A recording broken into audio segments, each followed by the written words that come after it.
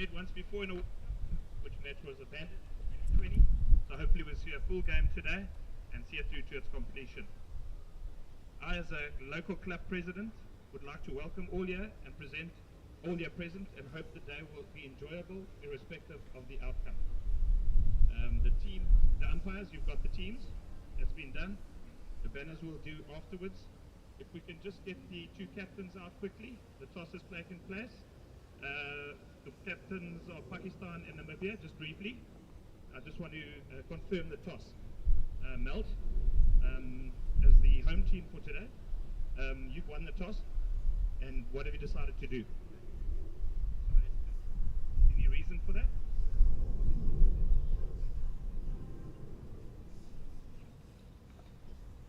Perfect. Jaffa, welcome to Greenpoint Cricket Club. And you guys have lost the toss, been put into bat. Are you happy with that, or what would you have done? Sorry, to field, yes. Oh, look, guy had me confused. Made a mistake. There we have it from the two captains. Pakistan being put into into field, and Pakistan hoping to restrict Namibia to about the 125, 150 mark. All right. I'd like all to be upstanding at this point in time for the playing of the national anthems of both countries, Pakistan and Namibia. If we could remove our caps, and please, Namibia first, please. That's fine. Yeah.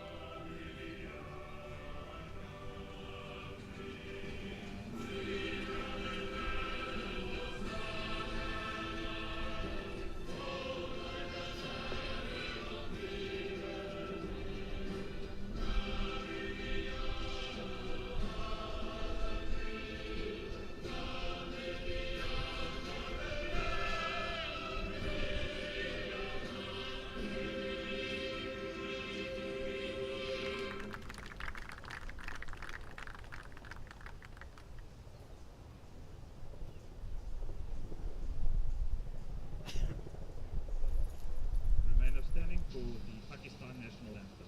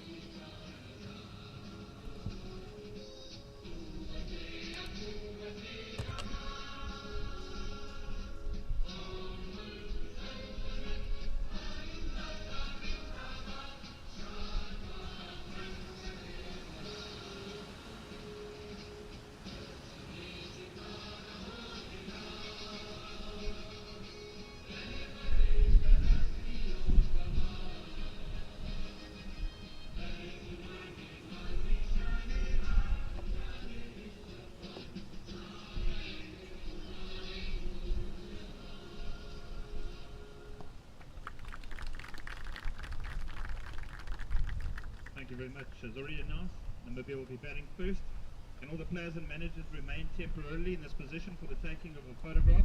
There will be opportunity for individual team photos in a while. Let the games begin. Thank you, and good luck, gentlemen.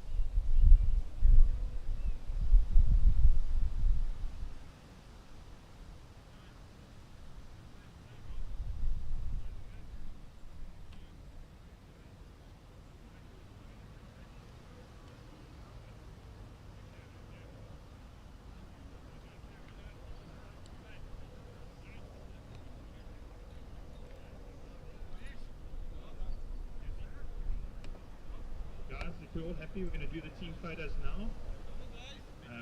Organizers are ready, so we'll take the team photos.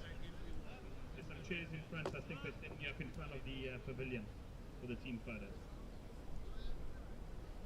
If you need to collect blazers or anything of that nature, please do so.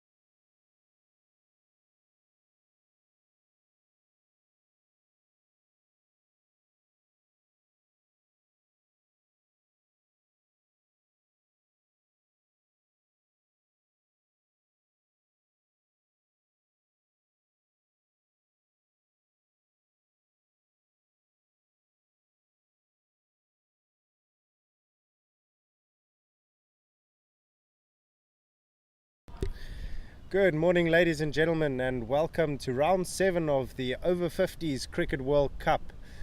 It is the final round of group fixtures as we prepare for the knockout rounds of the tournament. Today we are at the beautiful Greenpoint Cricket Club, and it's a beautiful day for cricket. Clear blue skies, a breeze across the ground, which might turn into a wind as the day goes on. Today's fixture, we have Pakistan taking on Namibia, and pretty much completely opposite permutations for the games, for this game, for the teams, as Namibia have unfortunately lost 5 out of 5 so far, so there are no chances of them moving on to the semi-finals of this tournament, or at least for the upper bracket. As for Pakistan, a victory is imperative. However, they do rely on results in the England-Wales game as well as the South Africa-UAE game. Joining me on comms today, Gareth Price. Welcome. Thanks, Doug. Thanks for having me. Nice to be here. The Namibian team won the toss and elected to bat.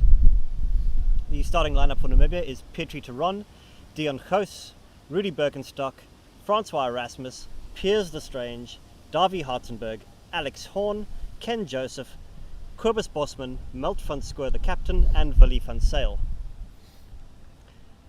For Pakistan, Muhammad Jafar Qureshi, Muhammad Jawad, Muhammad Azhar Khan, Ahmed Hayat Khan, Naeem Tayyab, Fawad Atiq Barry, Muhammad Hafiz, Imtiaz Ahmed, Asif Hamayan, Rian Rauf, Amir Sabzwari. In the middle as umpires today, we have Peter Tate from Australia and Rowan Weatherspoon from Canada.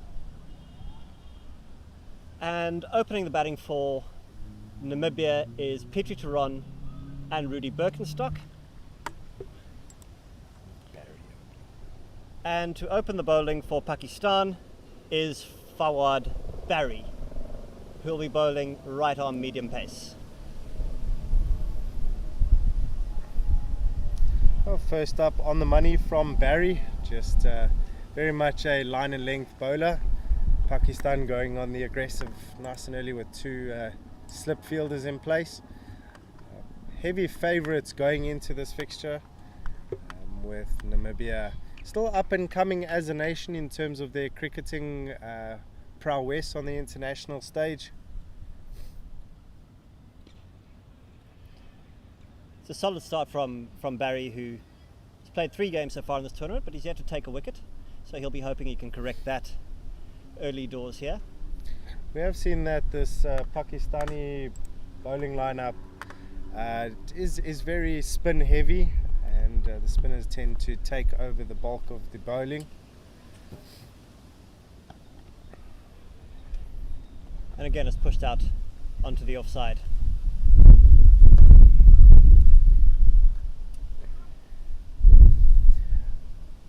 So Gareth, you're the Namibian coach and captain. What's the mindset going out into this final group game? You've lost 5 on the trot. Where do you go from here? Sure, that's probably a job I wouldn't wish to have at this point. But I think, when you've lost 5 out of 5, the goal is to get out there, have some fun, and try and restore some pride in the badge. I think you want to walk away saying, even if we're beaten, we've put our best foot forward, we've played as well as we can, and we've given a good account of ourselves. So let's hope Namibia can do that today. Once again on the money from Barry. Look, there are still a few fixtures left in the tournament for the likes of Namibia, even if they have lost all their games. As this tournament sets up in a way to rank the teams from 1 to 14. We do have 5 other fixtures on the go around Cape Town. And that, ladies and gentlemen, is wicket number 1. Barry, you spoke about him needing to take a wicket or not having taken a wicket, and he's beaten the defences of Tehran early on. Yeah, he'll be pleased with that, and so will the Pakistani team. It's a great start. Every fast bowler loves to see the stumps cartwheeling out the ground, and that looks like a leg stump that's disappeared there. And Petrie Theron heads back without troubling the scorers. Well, the scorers will fight with you on that one, because the linear scorers do still have to do the paperwork. So may not have troubled the runs column. But yeah, Namibia won't be too chuffed with the early loss of Tehran.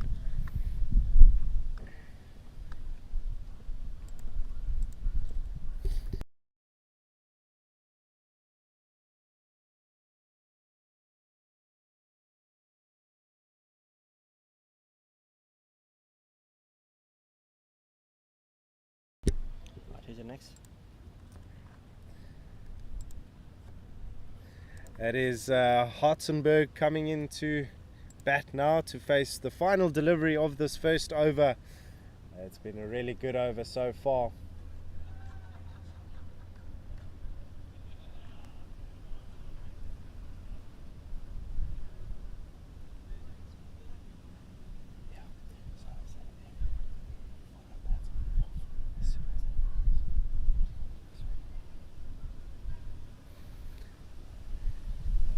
Barry has been on the money from the get-go, so thoroughly deserving of that wicket. Hartenberg will know that there's 45 overs to play, so still more than enough time for him to build an innings.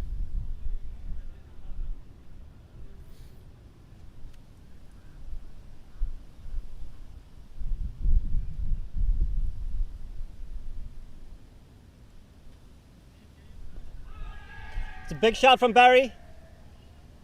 And umpire Tate shakes his head. And that is the end of the first over. It is a maiden wicket from Barry. So Pakistan will be very happy with that start. Doug, if you were the Pakistani coach, what would you be saying? Yeah, well, I think for them the result is very important. So they would have come out fired up and they would have said go on the attack early on. So obviously quite chuffed with the early wicket. And as mentioned before, they are big favourites coming into this game, so it'll be a case of not being complacent, making sure that they execute the basics and just ensure that they do their job.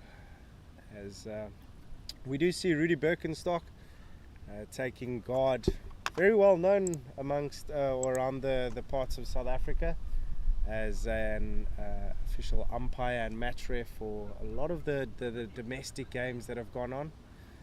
So it's probably a bit strange for him being on the other end. It's probably a little bit more running around and moving than he's used to. And he's hitting the pad, but it looks like it's going down leg side, and umpire Weatherspoon shakes his head. Doug, interesting team news from the Pakistani team. The usual captain, Zahoor Elahi, the test player, is not in the starting lineup today. What do you make of that? Once again, I think it's a fixture they're expecting to win. With all due respect to Namibia, there's in no way am I trying to run them down, but they probably feel that he's been a vital part of this tournament so far, and it is a good fixture to give him a bit of a rest as they do look to go into the latter parts, into the semi-final section. Got to remember that at the tournament like this, the games have been coming in thick and fast, and there's been injuries and niggles. So from our side, we haven't actually heard that there is any specific reason for that exclusion from the starting lineup. Just see a bit of wind wreaking havoc with the bales. You as a local, used to the wind and the weather by now? I mean, if you don't do things when the wind blows in Cape Town, you'll never leave your house. So anyone who's hurrying through for a quick single there as he squeezes it out to a backward square leg.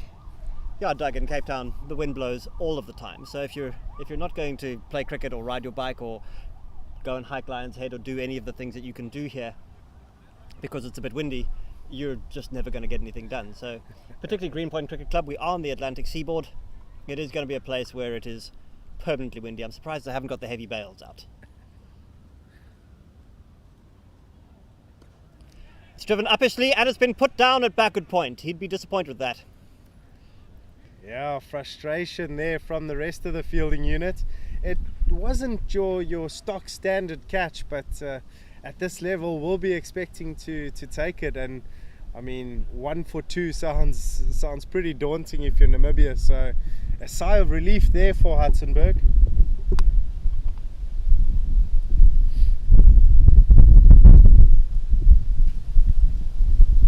Rudy Birkenstock isn't tempted into playing at that one. It's wide outside the off stump. I think he was hoping it would be called wide, but umpire Weatherspoon wasn't interested. I'm pretty sure the viewers can hear the feedback on the mic of the wind that's starting to just pick up a little. Birkenstock has looked a little uncomfortable at the beginning of his innings.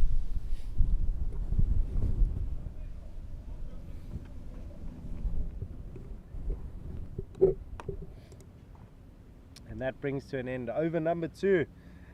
Namibia off to a bit of a shaky start.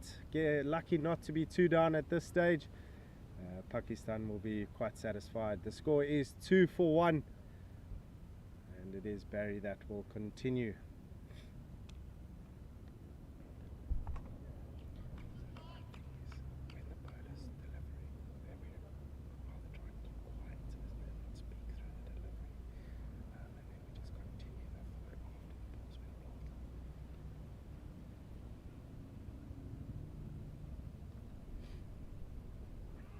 That one's once again gone and hit the pad. Barry moving it into the right-hander, just utilizing the new ball.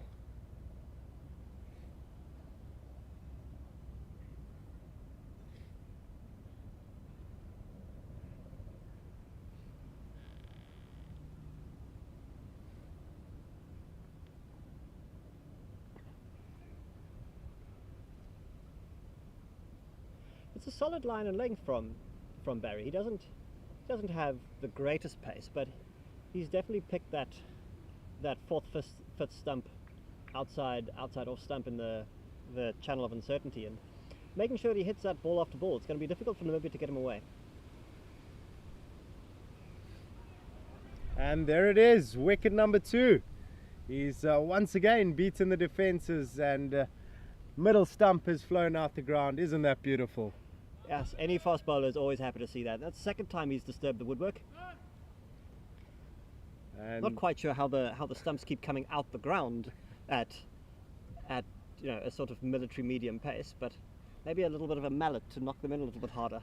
But it is spectacular when it happens. Yeah, it's all for the entertainment, I'm sure. It's a disappointing start for Namibia, and they find themselves in real trouble now. 2 for 2, and just that in swing, just a little too challenging for these batsmen from Namibia. Their outstanding batsman in this tournament has been Van Schuur, the captain. There hasn't really been any outstanding batting performances other than that, because I think their top score came against South Africa, and that was 118. So haven't really been racking up the runs throughout the tournament. They've played 5 games so far, and nobody's crossed 50 for them yet. So I think Van Schuur will be hoping that today's the day that he does that. It'll be a captain's innings if he does. Does seem to be that he'll only come out at 5, as the new batsman to the crease is Lestrange. I'm trying to figure out how to actually pronounce that, if it's because it has a French look to it. It could be Lestrange. Lestrange, but Lestrange. Yeah, not too sure about that one, so just have to roll with it. You call him Lestrange, I'll call him Lestrange, and between us we'll have it right. Oh goodness, we hope so. 50% of the time. Anyways, Barry coming in here. He's been superb so far with his line. He's given Namibia absolutely nothing to do, and be looking to execute once again. So I'm going a bit fuller, and rather more convincing stride forward from Lestrange.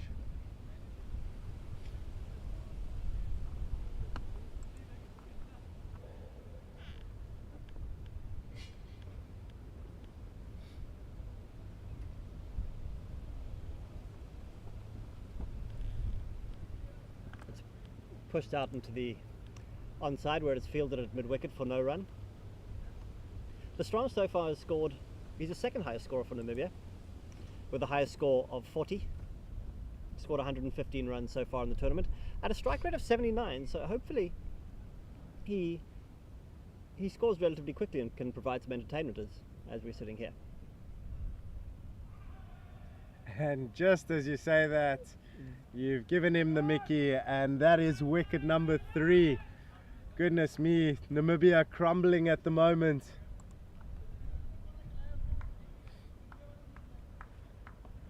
How good has Barry been so far today?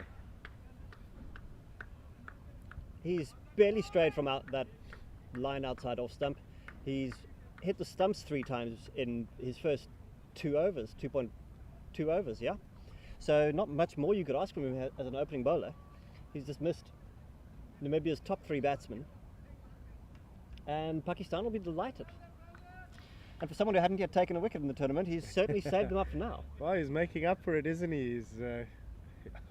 And he's in his second over, so he's still got a lot of overs to do it. And it's just seemed to be a menacing in-swing that just creating a lot of trouble for these Namibian batsmen. And just a signal from the batsman as soon as he'd been bowled was that it may have nipped away as well on the pitch. So on top of the swings, getting movement, absolute nightmare for a batsman.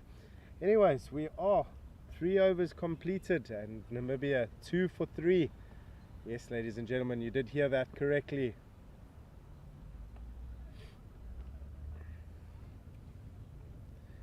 The new man at the crease is the captain, Van Schoor, who, as you mentioned, will need that captain's knock, but not facing now is Birkenstock on strike. And Khalid Hussain will be feeling a little bit left out here. He's had 1 catch dropped off his bowling so far, but he'll really want to get one in the wickets column.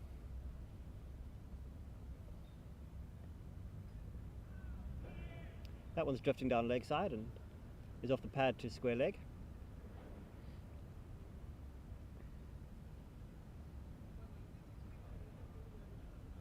Still persisting with the 2 slip fielders, now bringing in the deep third man into a more gully region. So big pressure here from Pakistan. Rudy Birkenstock, how can he respond?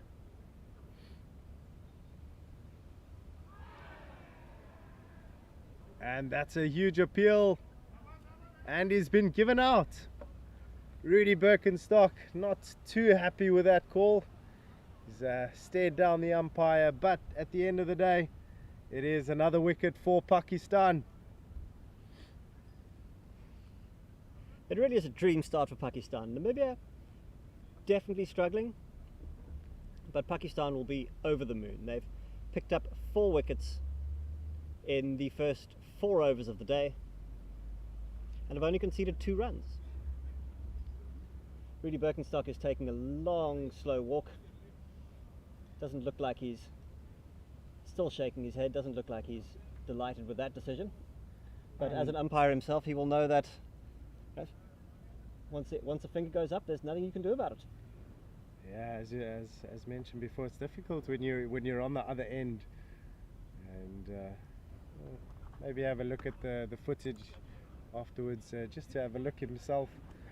But top 4 of Namibia have been dismissed. So really trouble, and you'll think that it's just a case of batting out as long as they can and if they do manage to get to the 45, even if it is with 80 on the board, that would be ideal from this position. As for Pakistan though, very happy with current situation, and at 2 for 4 I don't think anyone would complain. New man to the crease is Francois Erasmus, and another big lad. Maybe thinking wouldn't be too bad to counter attack now. Oh, it's edge and it lands just short of first slip. And you were talking about a counter attack, but that was a solid forward defensive. So maybe he's going to have a look before he wields the willow with any great intent. Well, not carrying to the slip cordon. I wonder if they need to maybe just take a step forward. I think as Francois Erasmus leaves that one outside off stump, I think he'll claim that he played it with soft hands, which is why it didn't carry. Any batsman would do that. He was in complete control of everything.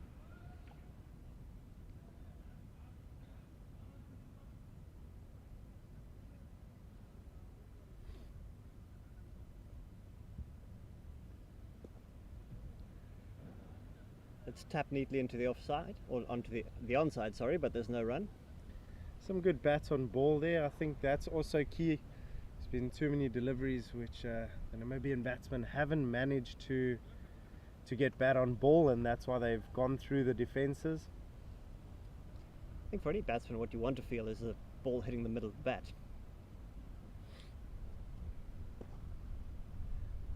It's Fulham swinging in, and neat on drive, but he finds a mid-on fielder.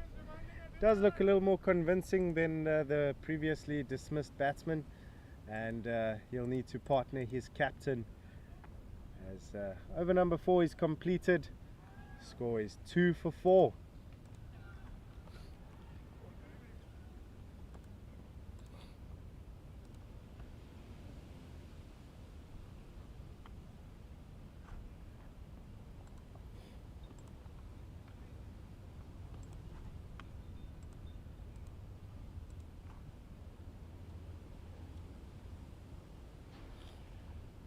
In some other games happening around Cape Town today, we have Zimbabwe against Australia. Zimbabwe have batted first and are 6 without loss.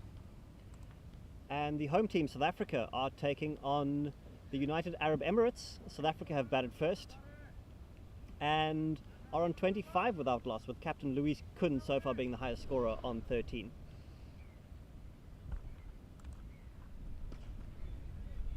As Barry's into Van Schoor, who defends forcefully onto the offside. Yeah, so just from those two games, Zimbabwe had a very good tournament so far. I think almost exceeding some of the expectations, and a positive result against Australia will also see them in the semi-finals. As for South Africa, who do need to go on and win their fixture.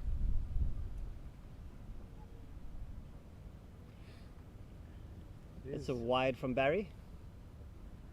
It's going to be interesting to see Murray Goodwin taking on Australia. Murray Goodwin, a former test player for Zimbabwe, who played first-class cricket and still resides in Australia. So that could be an interesting matchup where he's playing against potentially some of his clubmates. I'm sure he'll be enjoying that, as once again Barry just straying on his lines. We were so complimentary of how tight he's kept things. But Murray Goodwin also in fantastic nick in terms of run scoring in this tournament. If I'm not mistaken, top run scorer? Very likely. He scored 200s in 2 consecutive games, so that's a performance that nobody can criticise. Oh, it's jagged back and it's hit him on the pad, probably a bit high. The arm's raised from Barry, but umpire Tate is unmoved. Yeah, Van Schoor, the first one that he's not really looked too comfortable facing. And just nipping off the pitch and probably even going down leg, because there's a lot of movement. Barry nipping it both ways, making it very difficult for the batsman.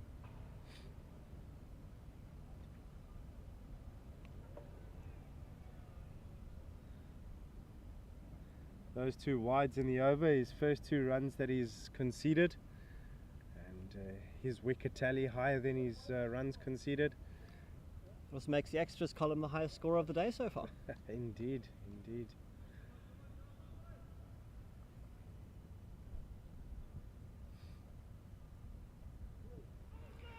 On the pad again, big stride forward, probably hitting him outside off stump. Barry's at least clearing the throat.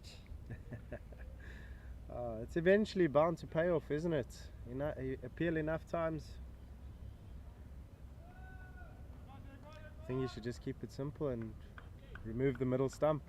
Take the element of asking the question out of the picture. He's gone full with that one, and it's driven out to mid-off by Van Square, and there's no run.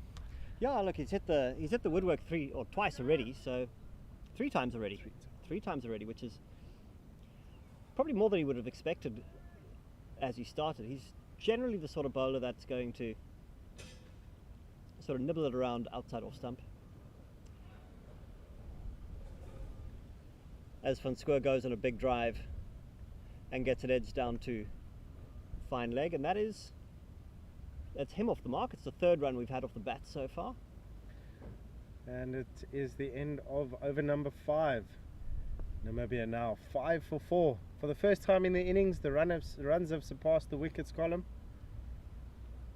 So, oh no, I'm wrong. They were 2 for 1 at one stage. That was after the drop catch. So this partnership, very important for Namibia. These two will be looking to stick it out. We know that Van Square not scared to play a few strokes. We've already seen a few more aggressive drives. And his partner at the other end, Erasmus, will be looking to join him in that endeavour and know that it is still a beautiful day for cricket. We are in the city of Cape Town. What a fantastic venue to be hosting this event, and it's such a privilege now that we actually are able to head into the latter parts of the tournament, with the 2020 edition being disrupted by COVID-19.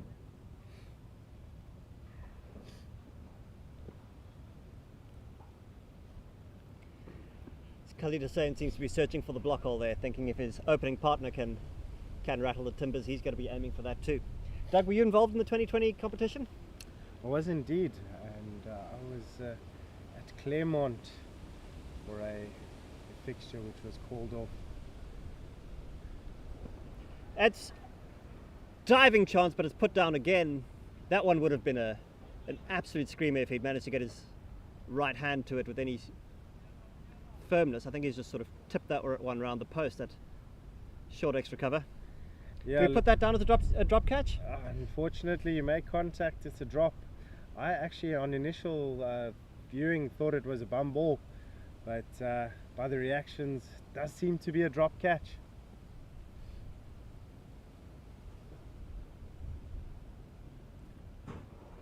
And that's cut away behind point. Field on the boundary, or chasing out to the boundary, is just going to get there, pulled up short. And Namibia are back for 2.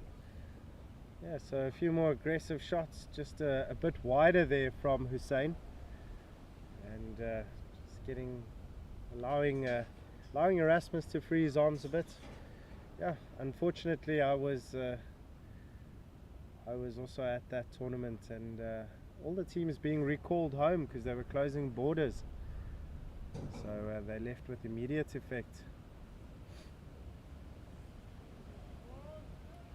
Francois Erasmus feeling for that one outside off stump, and he makes no contact. Must be difficult with one opening bowler swinging it in and the other one swinging it away. Oh, definitely. It's a great opening pair. No, like you mentioned, no express pace, but still a nightmare to deal with. 2 bowlers moving the ball in the air as well as off the pitch.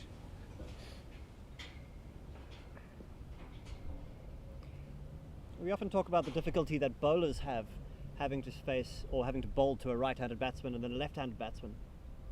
But we seldom talk about what it's like for batsmen having to face 2 such different bowlers. Yeah, it's true, and that's why that left arm variation as well is so important in your seam attack if you can. It's driven out into the covers just wide of the fielder at short extra cover, and looks like it's going to run away for the first boundary of the day. Yeah, shot in aggression there from Erasmus, and he's taken on the short fielder, and unfortunately for the Pakistani fielding unit, just a little out of his reach, as it's a really good way to end off over number 6 for Namibia. They are now 12 for 4. It is a very fit and agile Pakistani fielding unit. We've seen them dive all over the place and cover a lot of ground in quick time around the field. It's not a particularly small boundary that we're dealing with here at Greenpoint Cricket Club. But I do see the helmet coming out for the wicketkeeper. So the left arm spinners were so effective for Pakistan throughout the tournament, as we do have a change in bowling. It is Sabzwari coming into the attack now. The left arm through and around, and a bit of a nightmare for the right-handers.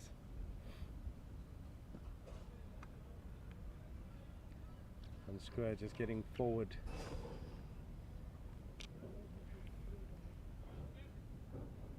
Doug, you mentioned left arm fast bowlers. One of South Africa's very few but very best left arm fast bowlers played for Greenpoint Cricket Club in the past. A gentleman named Brett Schultz.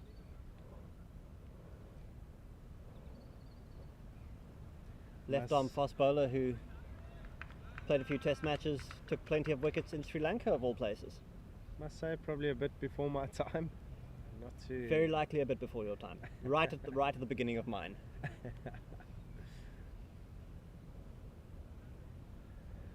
Just push that one a bit wider, and yes, the umpire has decided to stretch the arms again. So it's getting a bit loose, these first few deliveries.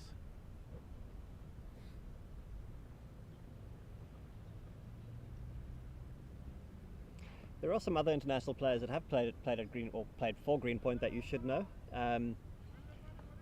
Daryl Cullinan played for Greenpoint. Alan Lamb and Graham Gooch, the England players, played here. So Greenpoint does have a long and fine history. Well, we've seen a lot of these grounds that have hosted fixtures at this World Cup do have a lot of tradition and history in terms of players that have come through the ranks, and it's fascinating. Another big appeal, but that one's probably drifting down the leg side.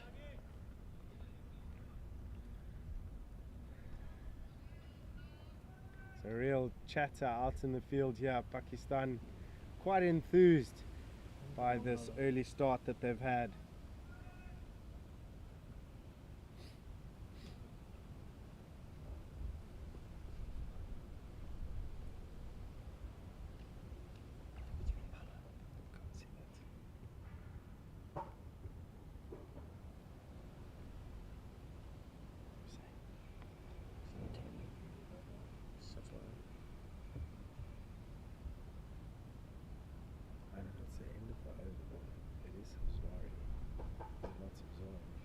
This is humming around.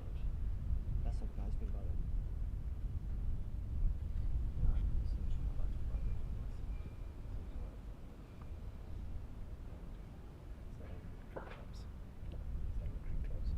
Yeah.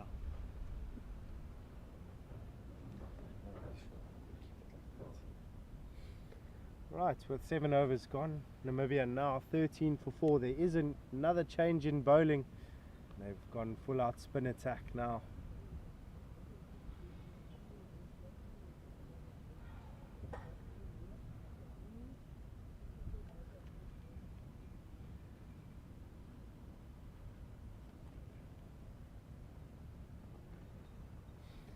Is Khalid Hussain, apologies, he's continuing.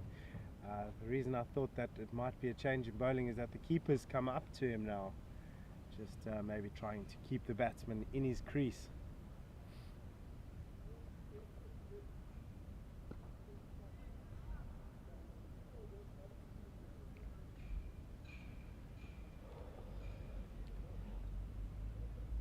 It's a difficult skill for the keepers standing up to the fast bowlers.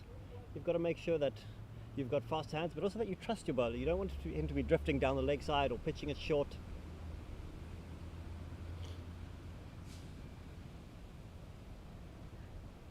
As this one's played late down towards third man, backward point runs around, picks it up, and they get through for 1.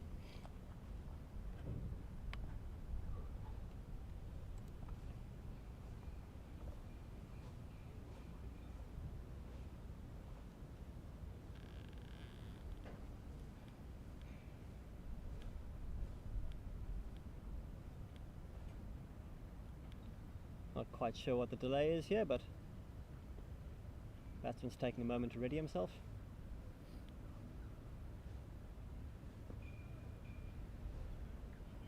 And defends solidly onto the offside. So I'm not, like I said, I'm not feeling too great, so there are going to be moments where I'm just going to leave you to run.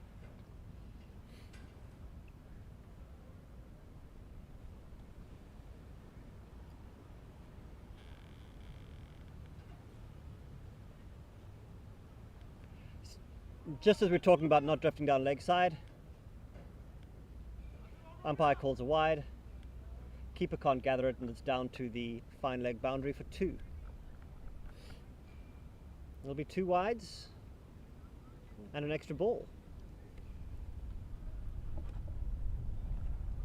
Wicketkeeper won't be thrilled with that after he's just come to stand up to the stumps.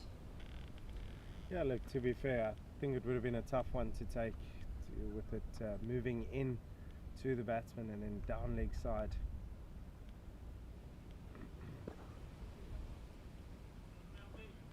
And Khalid Hussain fields that one with the big left boot. Make sure it doesn't go past him. Do look a little bit more comfortable against Hussain, willing to take on a few shots.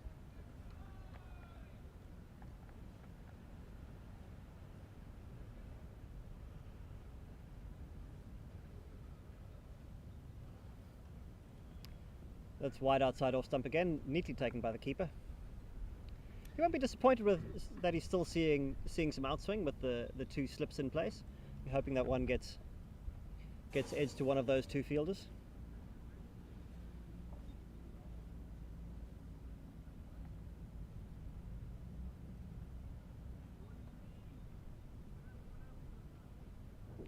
Last ball of the over is left lone outside off stump, and brings us to the end of an 8-ball over.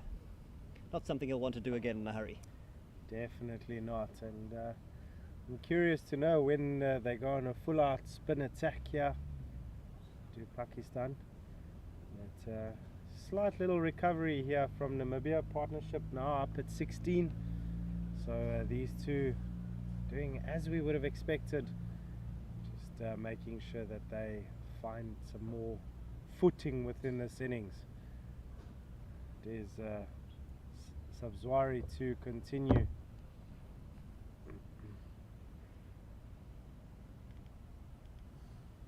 And he'll be going into Erasmus.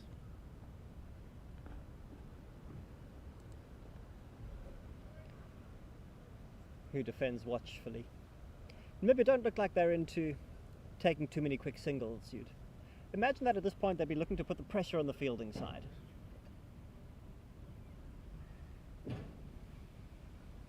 It's short, cut into the covers and well fielded, and there is no run. Doug, you'd think that in the absence of being able to hit boundaries, it would be important to keep the scoreboard ticking over, and we're not seeing them looking for that quick single. We're not seeing them transferring the pressure onto the fielding team, or even onto the bowlers. Correct, yeah, but I think at this stage it is a case of getting bats on ball, just getting a feel for the wicket and not taking any risks, because they're not the quickest between the wickets either, so no need for a risk at this stage. And I think that's what we've started to see against Hussain. There have been a few more aggressive shots and they've been looking to pierce the field. As soon as they manage to do that, there will be runs. There are runs around.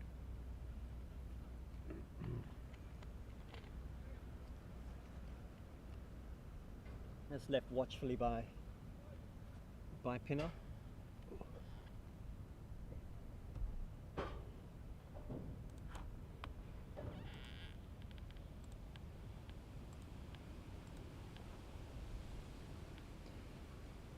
And defended to the short cover, and that brings us to the end of Sabzwari's second over.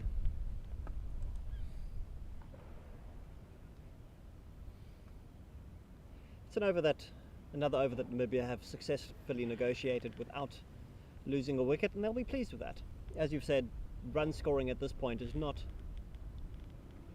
the primary focus. It's getting through a couple of overs, getting the putting some pressure back onto the Pakistani team, maybe generating a bit of fatigue as bowlers comes to the end of the spell, so that they can capitalise on the last few overs. But what they'll be thinking is, we need to get to the drinks break without losing another wicket.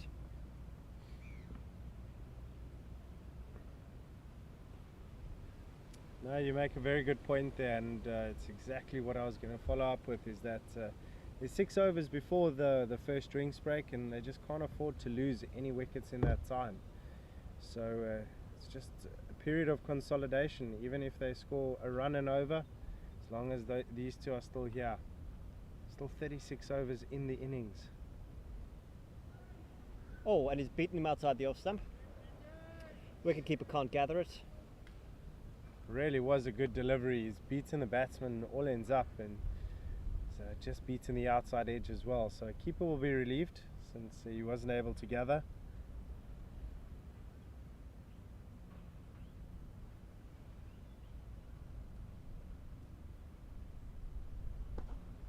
It's driven hard, but comfortably fielded at mid-off. Doug, I see we're still playing without bails. Do you think they're going to have or institute the rule that the stump has got to come out the ground, or are we just going to stick with if it hits it? By the looks of it, they'll come out on their own anyway. It hasn't been a problem so far, has it? Yeah, curious to see where things go from here. Hopefully no controversies because of it. I'm sure they've made the stipulations very clear to both captains as well as the batsmen.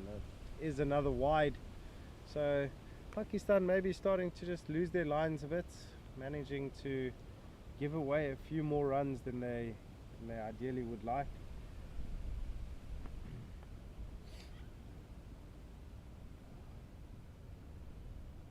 But I think as long as they're seeing it still move around, they won't be too unhappy.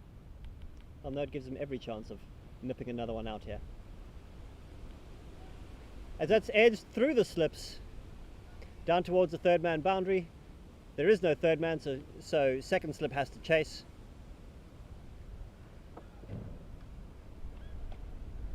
And they're back for 2. Did that one carry to the second slip? No, once again, I think maybe just dropping a bit short, making it a bit awkward. So, no, maybe it's the second time where I felt that if they were a step or 2 forward, might just have carried. And that one definitely wasn't played with soft hands. He pushed hard at that. Indeed. Something for the coaching team to look at. Don't know if they may be considering the slope as well. There is quite a steep slope running off the pitch towards the slip cordon, so maybe get those few centimeters they're giving themselves. But don't see any reason why they shouldn't get in just that one foot closer.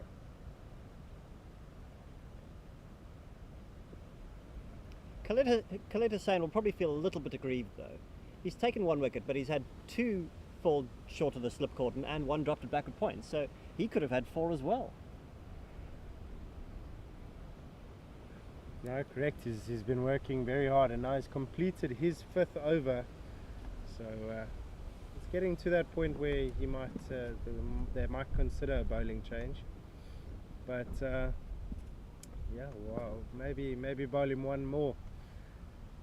As 10 overs have been completed in Namibia, 21 for 4.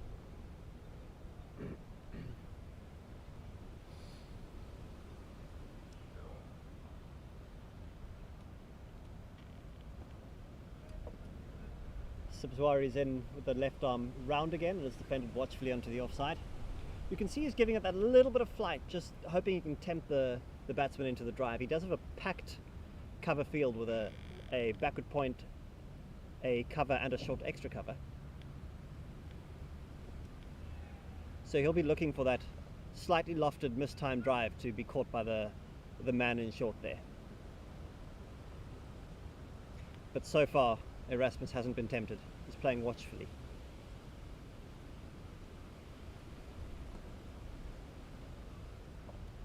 Not much foot movement as he pushes that one onto the offside.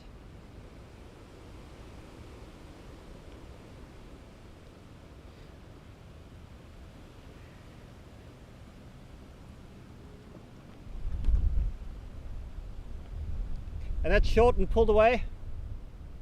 Down to the man at the deep backward square. They come through for one. He'll be a bit disappointed with that. That was a chance he had to hit a boundary. It was short, it was down the leg side, and the sort of thing that he would have hoped to put away for four. Well, it is the only man out on the boundary, so he's managed to pick him out. It's short again, and that one's down towards fine leg. Deep backward square is herring round as Multfront square comes back for two again. He's missed out on that because he'd hoped that short down the leg side he'd get some bat in it and get it down to the boundary, but that's just taken the pad, as we see umpire Peter Tate signalling two leg byes.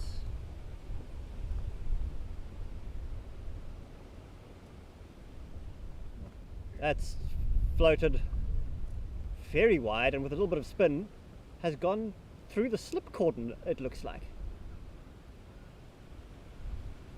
And the umpire calls it wide and they've gone through for one. Keep it.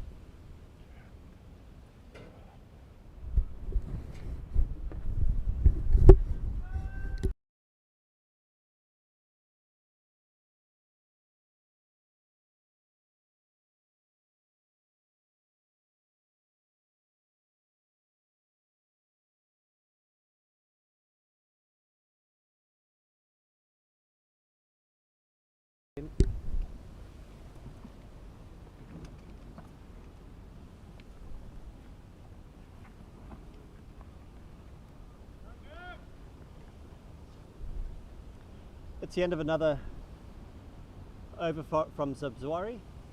Not one where he found his line and length, so he won't be pleased with that, but hopefully he'll be tighter the next over round. It looks like we're going to have a new bowler as Khaled Hussain finishes his spell of 5 overs, 1 for 17.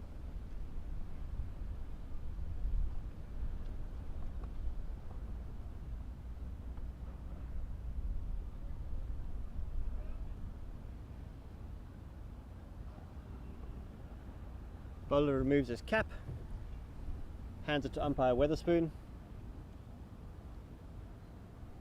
Looks like Muhammad Hafiz.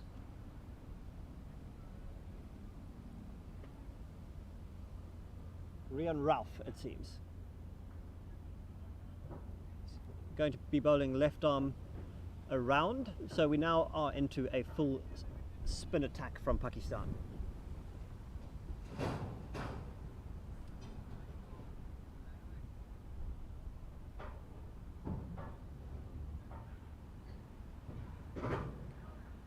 First ball is outside off stump and left alone by Van Square.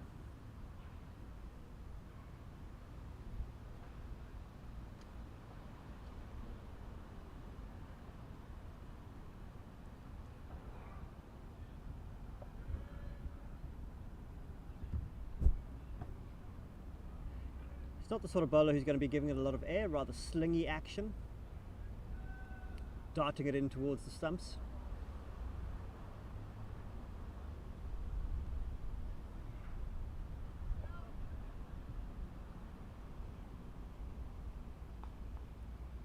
It's only one slip this time. Slip catching and a short extra cover catching. It's defended watchfully again.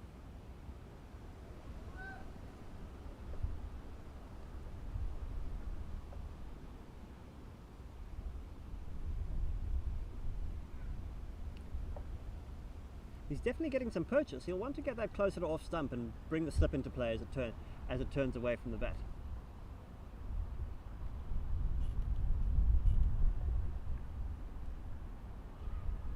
Hits him on the pad, but it's a big stride forward and probably outside off stump. Only the bowler's really interested, but generally bowlers are always interested if it hits a pad. And that is the end of the over. And a maiden first up from Ruff.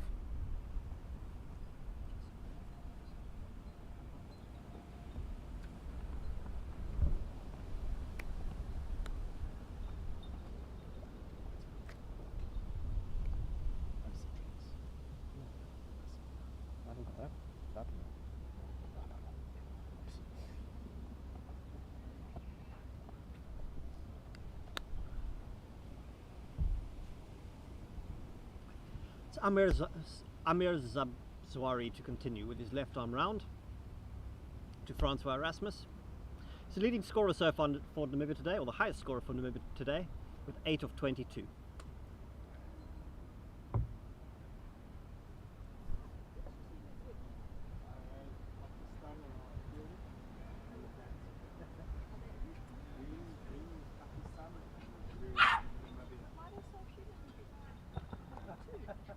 They're all sitting in the shade.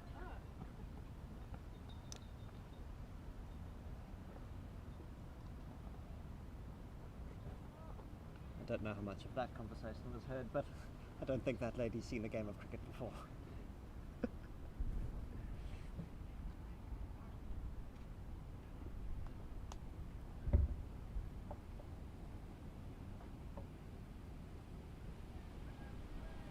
It's hit high out to the deep square boundary, doesn't carry to the fielder,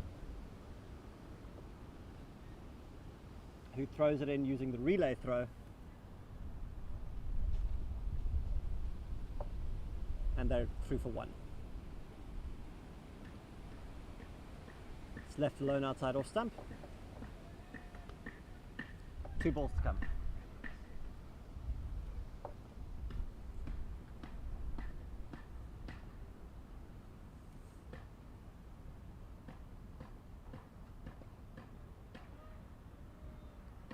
It's a good line and length from Zabzwari. He's not letting Van Schoor get away with anything.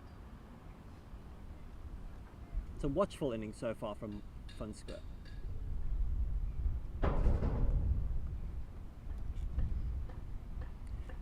Again, left alone outside off stump. And that's the end of the over. Namibia, after 13 overs, are 27 for 4.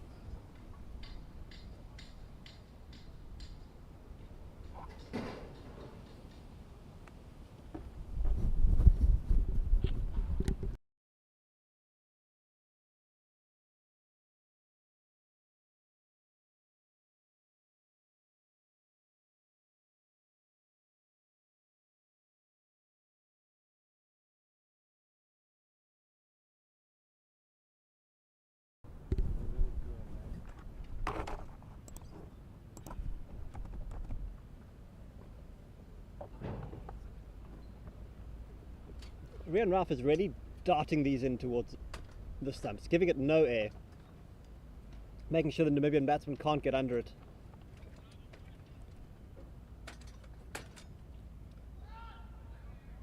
But that one's wide outside off stump. Erasmus flashes at it, gets an edge past the first slip, and gets through for the single.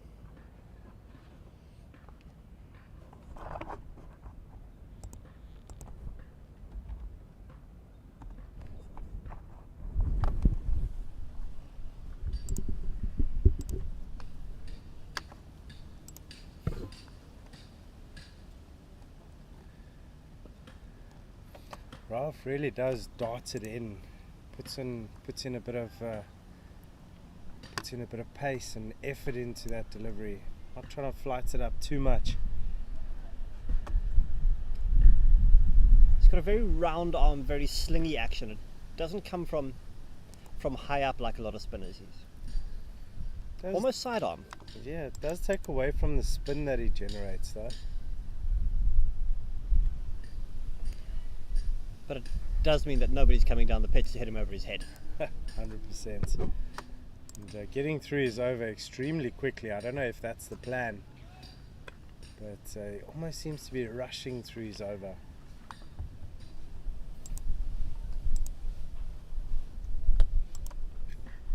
And this time Van Schoor not accepting that.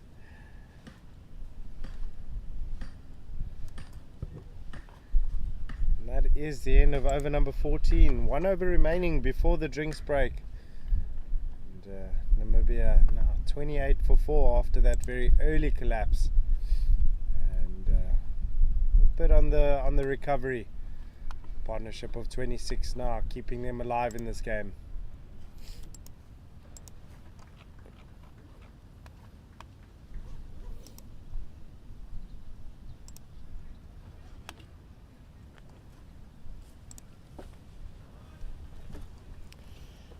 Subzwari to continue from the commentary box end.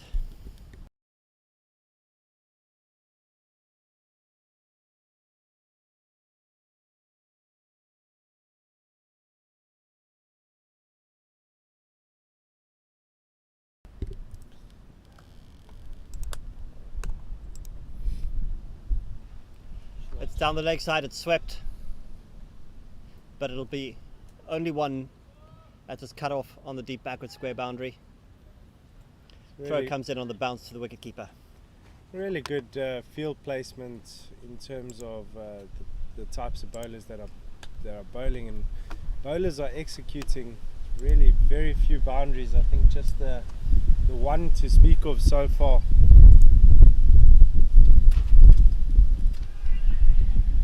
And that is it. That is Melt van Schoor, who is beaten and bowled.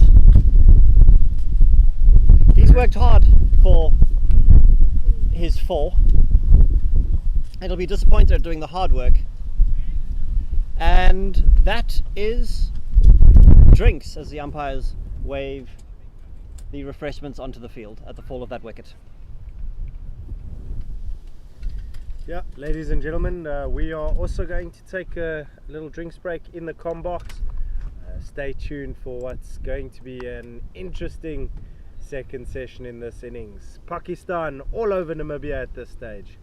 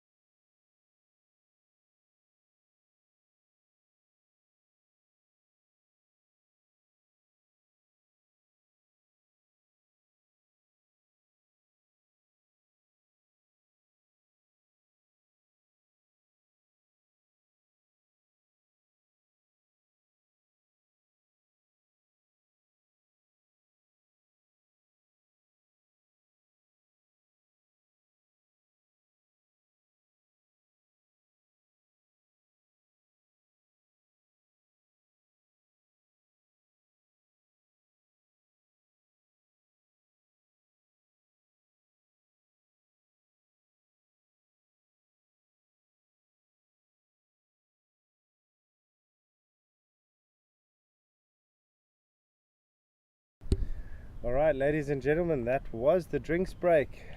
It is Pakistan who are on top. It was a slight little rebuild from Namibia after they were 2 for 4. Yes, you heard that correctly. 2 runs for 4 wickets down, but Captain van Schoor and Erasmus just rebuilding. And as we spoke about the rebuild, that partnership of 27 broken by Subzwari, who gets his first wicket. And he managed to break down the defences. So going into the second session of this innings, there's a lot of work to do for Namibia if they want to keep this competitive. Pakistan needing to win today, and we'll be eagerly watching the outcome of the England-Wales game as well as the South Africa-UAE game. They are favourites to win here and very much on course to do so. As for Namibia, well, they have lost every game in the tournament that they've played so far, but as mentioned before, they are a team that's up and coming in international cricket, so it's been fantastic to see them a part of this tournament, and they will be looking to stick around as long as they can in this innings. There's the new man at the crease, Alexander Horn. So coming in at 7, really wouldn't have expected to be 14 and a half overs in. But umpires signalling to the scorers just to check if we're ready to continue.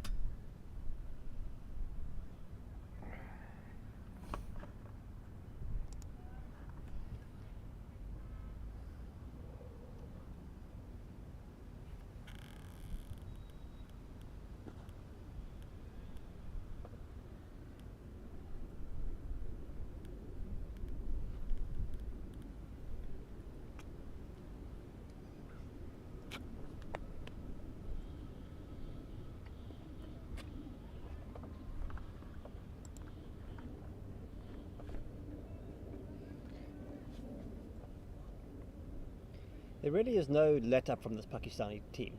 From ball 1, they've been right on the money. They've given nothing to hit, and there's no change after the drinks break. That one's flighted, and Alex Horn cannot resist. Heaves it over mid-wicket, but it doesn't reach the boundary, and they're through for 2. Yeah, look, if I'm Pakistan, I would want to just wrap this innings up as quickly as possible, but from a Namibian perspective, I wouldn't want to die wondering. So if you're coming in at 7, your team's in trouble, why not have a few shots, play a few strokes, and I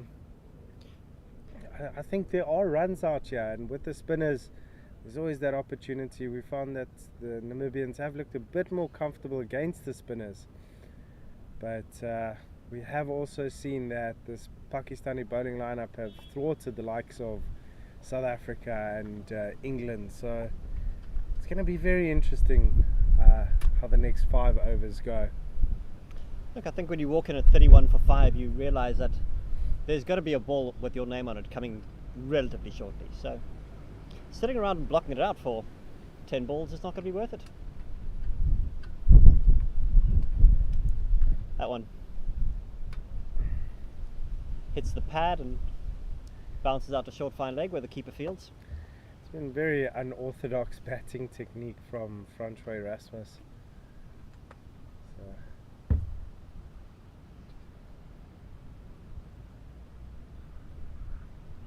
And it's bowled. Darted that one in, and once again just no defences whatsoever, playing across the line. Probably shouldn't have. It's you'll be frustrated because he didn't spend as much time at the crease as he could have, but it's the proverbial 1 brings 2 with that partnership, and yeah, look, wickets tumbling, regular intervals. It's almost don't know what to say. It's just a bit frustrating, I'm sure, as a Namibian coach who would have loved to see his boys bat out there a little longer.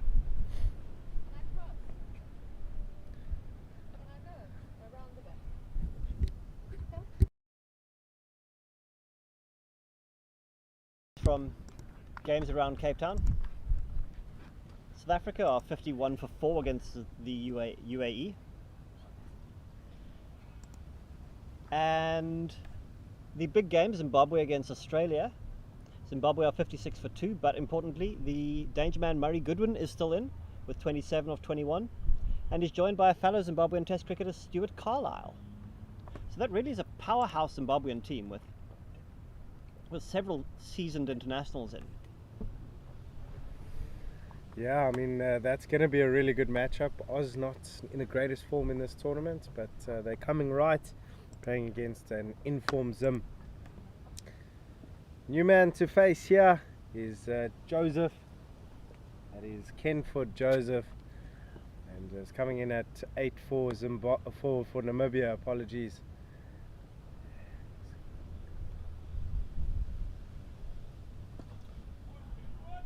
And that is a surprising shot from number 8.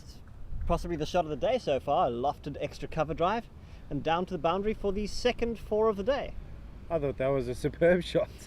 He's gotten over the top and he said, well, it's in my arc, why not? Let's go for it. I must say, of the two results you mentioned, the one that has relevance to this is the South African UAE game. Probably a surprise that the South Africans are 51 for 4. No, they're 54 for 1. Did I say 51 for 4? I meant 54 for 1. There we go. All right, that makes more sense. 54 for 1, South Africa. They've been very consistent throughout the tournament, which is why I would have thought that is surprising.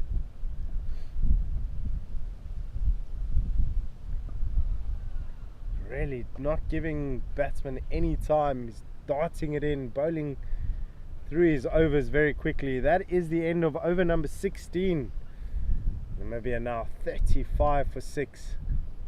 I don't know if you noticed, Doug, but after hitting that boundary and walking back towards the striker's end, there was a big grin from Kenford Joseph as he looked over to the Namibian dugout, sort of looking at his top order, saying, "Guys, what's so difficult about that? Walk in, first ball, second ball, bash it over extra cover." Nothing like the arrogance of a middle to lower order batsman who goes and hits a peach of a shot. Why are we making such a meal of this? Inside out over extra cover. And I'll be at 4 next week. It is change in bowling now as we have Jafar Qureshi coming into the attack. Also left arm through and around. Really good batsman, along with his ability with the ball.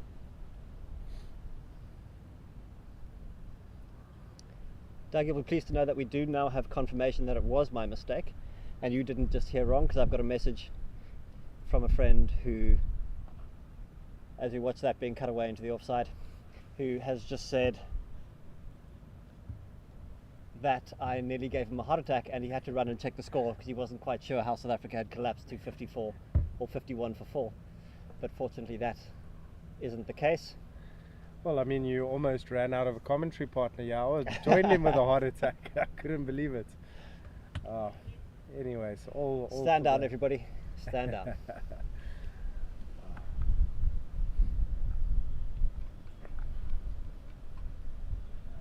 Qureshi on the money from the get-go here. He's found his length and got his slip cordon involved.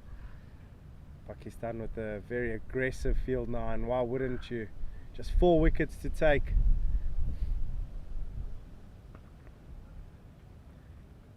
Is there not I see there's no boundary fielder. Is there no call to get somebody on the mid-wicket boundary and toss a couple up, get it above the eye line of the lower middle order?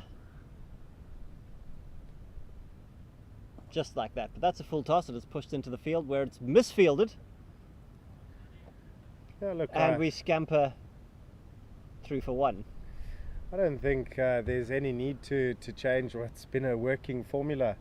Maybe you want them to have a go at over the top. We've only seen the one drop catch.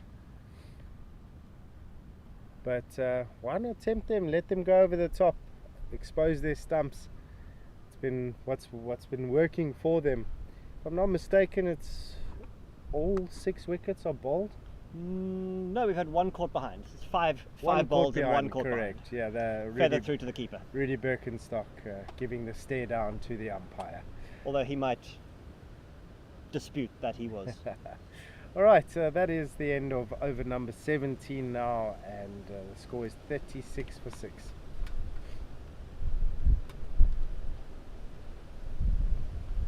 Wind just starting to pick up. Yeah, a little bit worried about our gazebo. And Just as we say that, we almost did lose our gazebo. Don't worry,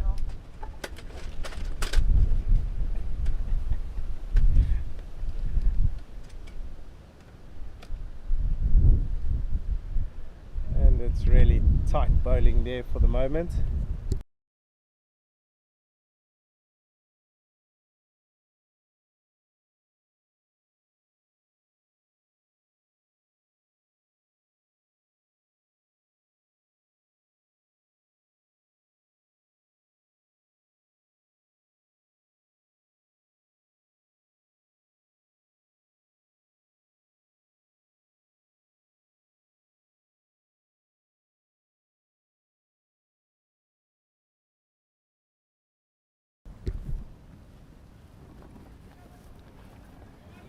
Apologies for that brief break in commentary while we rectified the gazebo, which is being taken away by the wind. We've seen a little bit of a mix-up from the Namibians, but no harm was done.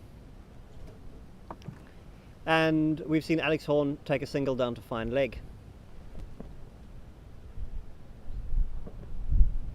That's edged through the slip cordon down to the third man boundary. Fielder, the backward point fielder chases, and they're through for two. And now we might wonder if the slip cordon are too close, as the flashing edge, or the edge of the flashing cut shot, goes between first and second slip. Well, completely different stroke selection. When I was saying that they might be a bit too far away, it's a very, very difficult one to gauge. This one's been slapped down the ground, and that could well race away to the boundary, and has indeed. It's a really good shot, and he's muscled that with relative ease, and I don't think Joseph is here to block out the rest of the overs. No, I don't think we're going to see a 4 of 30 from Joseph. Already he's 1 run short of being the highest scorer in this innings. He has hit 2 boundaries out of the 3 so far, and he's gone again, and he's got that one past deep, or past short fine leg, who gesticulates at the bowler, but that one pulls up short again, and they're back for 2, which makes Ken Joseph the highest scorer of the innings so far, as he moves on to 12.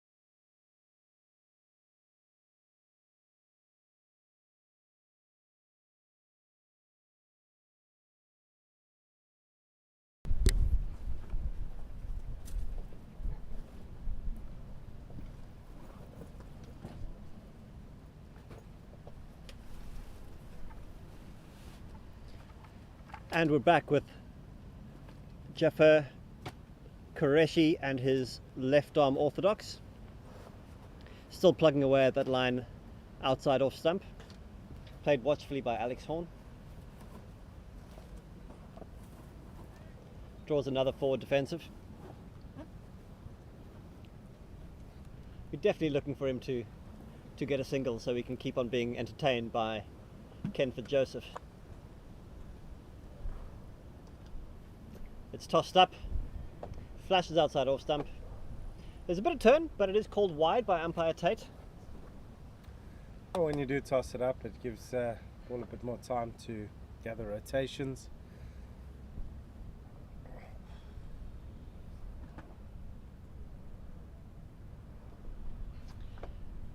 It drifts onto the pads, flicked out towards square leg.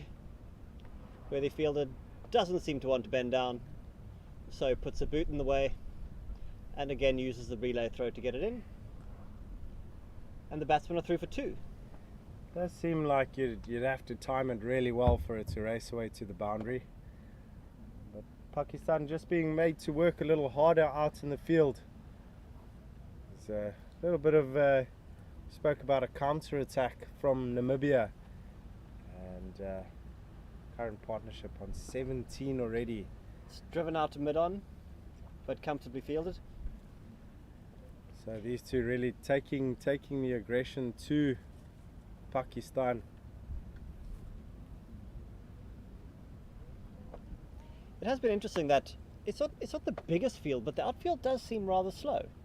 We've seen a number of balls pull up just short of the boundary and make the Pakistani fielders chase a long way.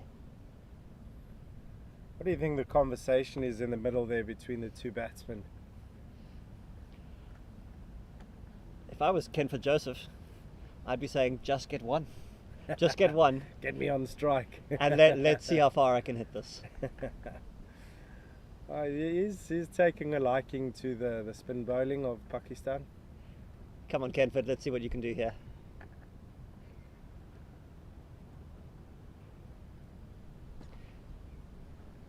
It's tossed up outside off stump and slapped at mid-off.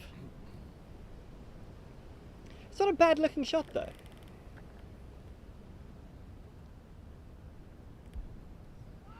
Oh, edged and put down at first slip.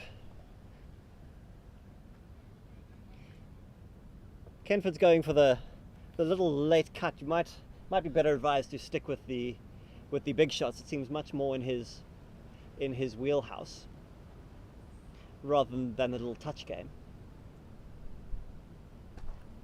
As that one is straight back over the bowler's head and into the side screen for 4. But Doug, as we say that, he's not playing agriculturally. These are actually good cricket shots. We've seen a lofted extra cover drive. We've seen a lofted straight drive. Yeah, no, that was another really good shot. It did bring up the 50 for Namibia, so they'll be chuffed to have reached there. But it has been a very well calculated innings so far from Joseph.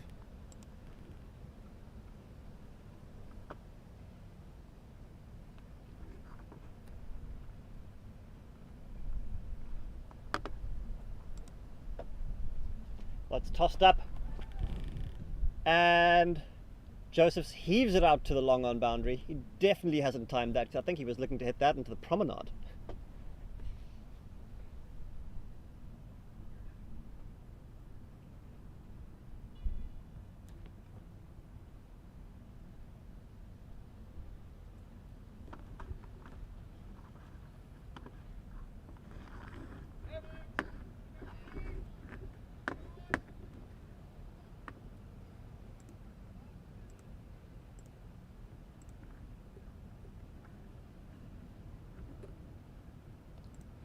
So we've just got a request in for an update on the standings and for some of the other matches going on around Cape Town today. Wales playing against England in a vital game for England are currently 75 for 3. And what that means for the qualification, as we watch Jaffo come in and slide one down leg side, is Pakistan need to beat Namibia to have a chance of qualifying. However, they need South Africa or England to lose to the UAE or Wales. In Group A, just give me a moment as I pull that up. It's down leg side and helped on its way for one down to deep backward square. In Group A, Zimbabwe are on 8 points, followed by New Zealand, USA, Sri Lanka and the West Indies on 6 points.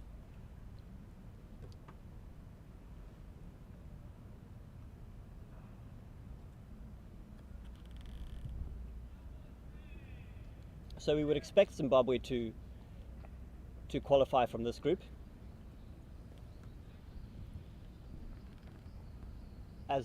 especially if they get a result against Australia. New Zealand, USA and Sri Lanka and the West Indies could all still qualify. No, West Indies have played 6 games already, they have a bye. So New Zealand, USA and Sri Lanka can all qualify depending on what happens in their results today. But it does look like they'll be fighting for the second place in Group A.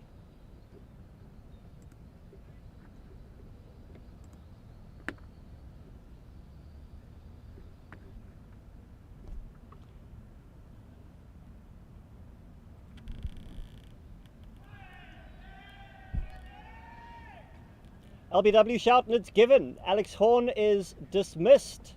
And that's the end of a bright partnership between Horn and Kenford Joseph. It was a 24-run partnership that was starting to look a bit menacing, but in the context of the game, that is. And Pakistan will be not necessarily relieved, but they'll be chuffed to have got their next wicket, and they've broken that partnership. Joseph is the aggressor, and he's still there. But as for Alexander Horn, his day with the bat is complete. So he's making his way back to the pavilion.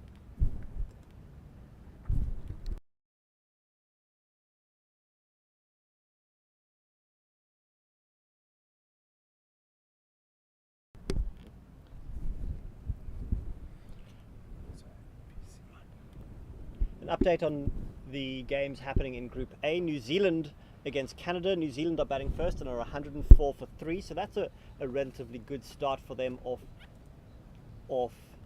22 overs so far. Canada haven't won yet in the tournament, so you'd expect New Zealand to go on to win that, which should see them qualify. Zimbabwe are now 73 for 3 against Australia. But importantly for Zimbabwe, Murray Goodwin is still in on 47 off 34. Doug, I wonder if he's going for a third 100. Goodness, he doesn't look like he's wasting any time either. And just an update, the new man to the crease is Willie van Sail, and he's coming in at number 9. Looking very awkward, that first delivery, and Qureshi is on the money and very good.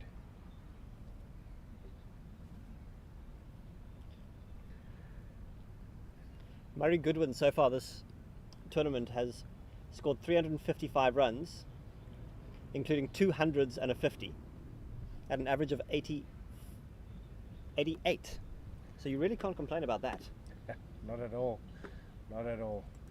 No, Zimbabwe for me have been the one of the standout performers in the tournament, in that me personally didn't expect them to. I knew they had a good side coming in, but didn't really expect them to take off the way that they did, and they just managed to accumulate results right through the tournament, and it's a real humdinger of a game there against Oz. They have managed to bring some players from the golden era of Zimbabwe cricket, though. Definitely, yeah, definitely. Right, looks like hostilities are set to resume here. It is a change in bowling now. It is Naeem Tayyab coming into the attack. So also played a big role for the Pakistanis with the ball in the tournament. So right arm off spinner, if I'm not mistaken.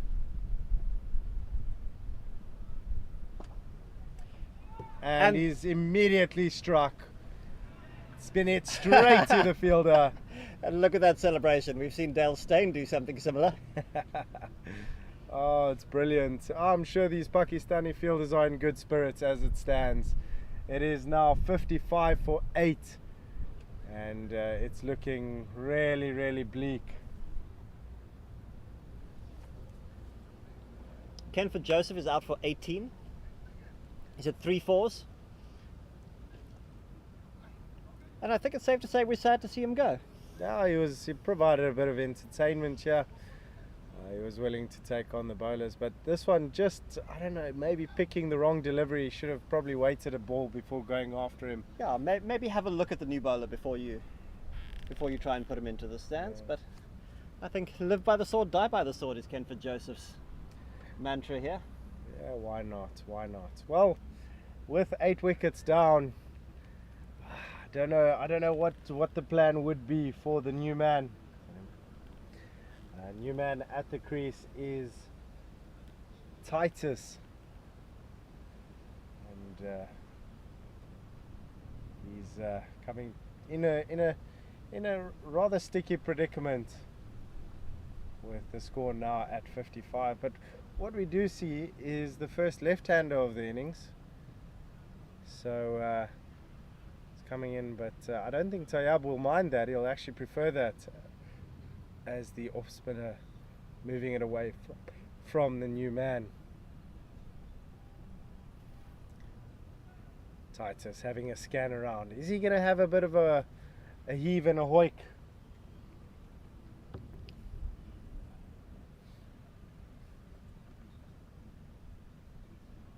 He's had more of a prod than anything else. Just sort of hung the bat outside off stump. I'm not sure what he's trying to play that, because he's got 2 slips there, so there isn't really the option of the late cut. Pakistan do have an attacking field with 2 slips and a silly mid off in a catching position. Is that one's down the leg side?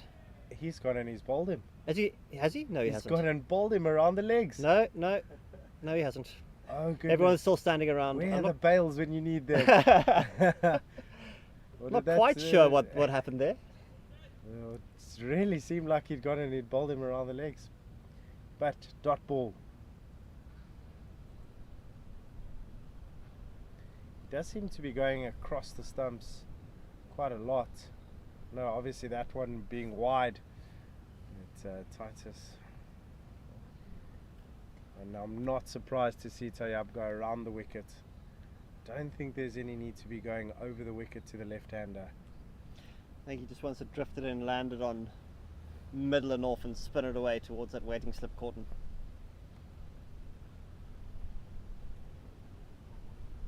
Just like that.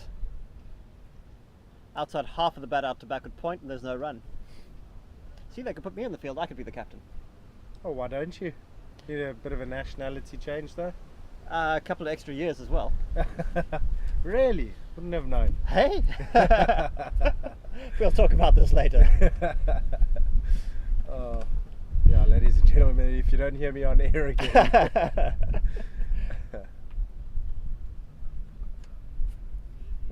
There's 2 slips and a gully now.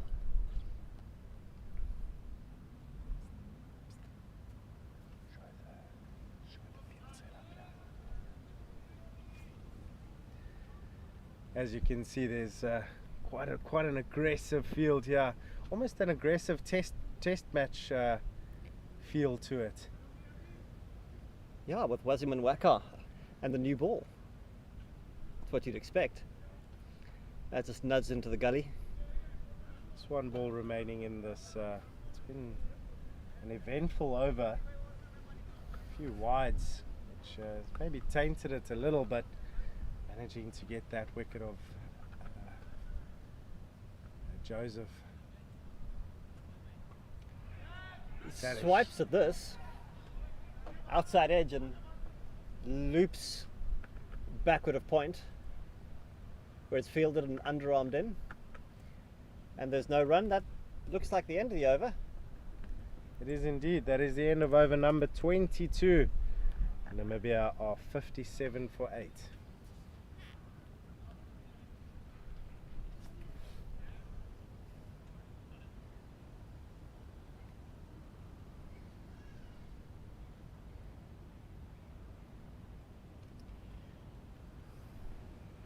Jafar Qureshi is to continue from our commentary box end to Willie van Zyl. It's flighted and watchfully played. Van Zyl scampers through for one.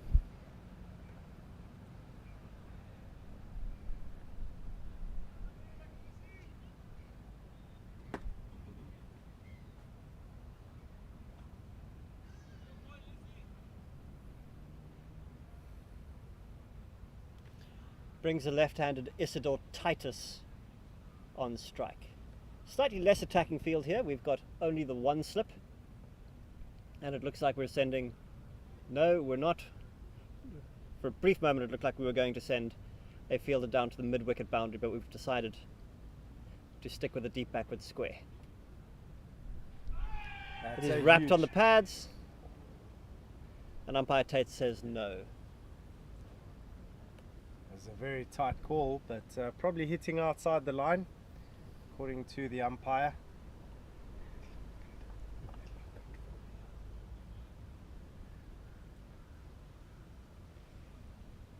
Oh!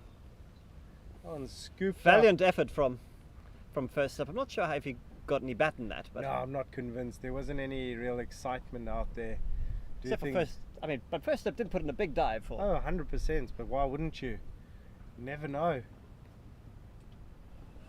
Oh. Asking Lone appeal from questions. slip.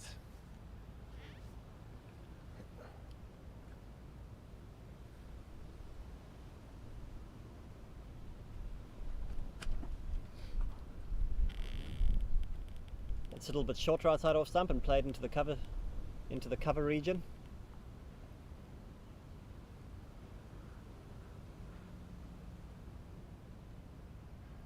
Oh, it's got big turn on that one.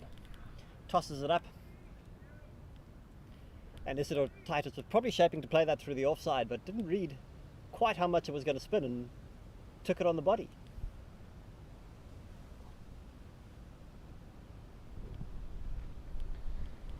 That is over number 23 completed. 58 for 8.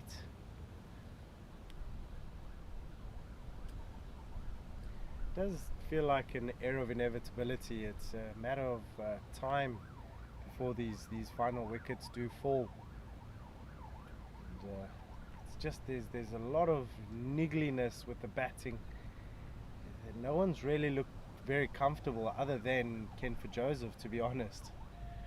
And that's your number 8 coming in and playing a few shots. Maybe the approach should have been different from Namibia.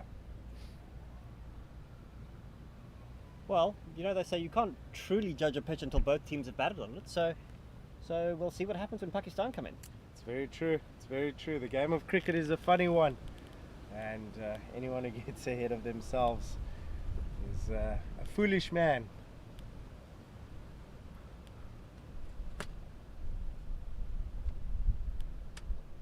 It's tossed up and well defended by Philippe van Zyl. He's not going to be tempted into any big shots by the looks of things.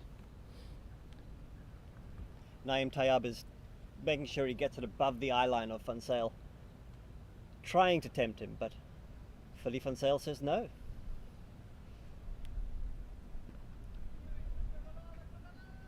That one's pushed through quicker, and Van Zyl is forward to defend watchfully.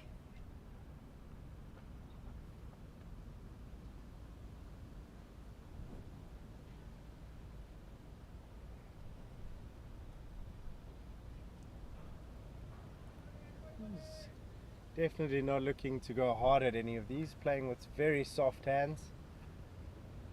Van Zyl knowing that there is still time. I mean, from an individual level, why wouldn't you spend some time at the crease?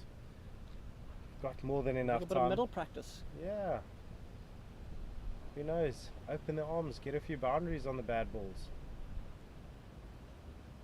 There's the shot we've been looking for.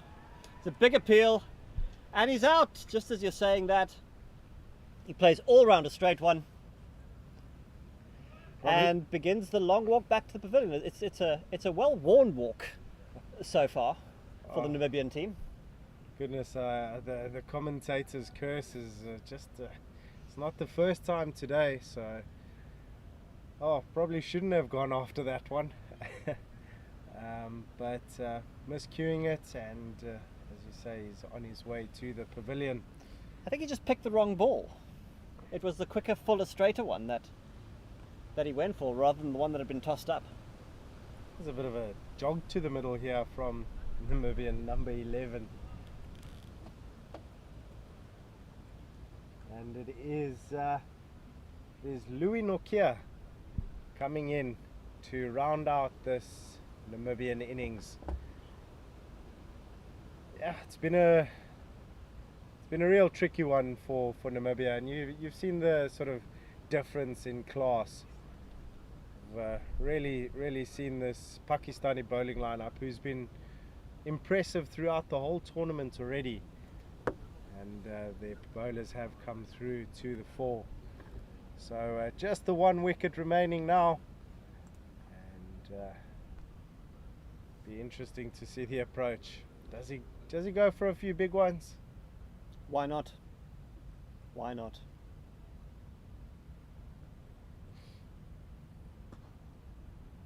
Plays this one watchfully though. What happens at the end of this innings? Do we have lunch, or do we just do a quick change because it's going to be finished quicker than we expected? Well, I do believe that is a discussion that's being had at the moment, but we are only halfway through this innings, more or less. So depends on how quickly this wicket is taken, but I do believe that there might just be a quick 15-minute changeover. But that is for the officials to decide. We can speculate as much as we want. And maybe with a quick chat with the caterers to see I'm where they sure, are I'm in the sure. process. No one wanting some undercooked pasta for lunch.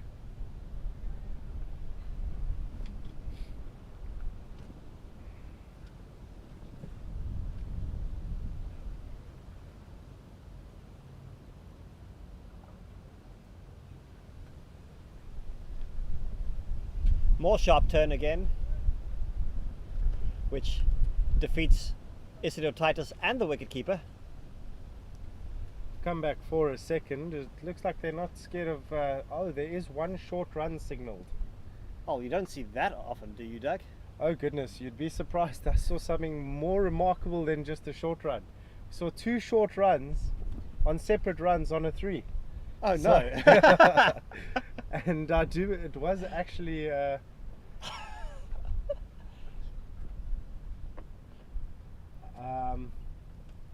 it was the Namibia as well. Oh, And dear. that was against South Africa. Oh dear, the coach must have been tearing his hair out.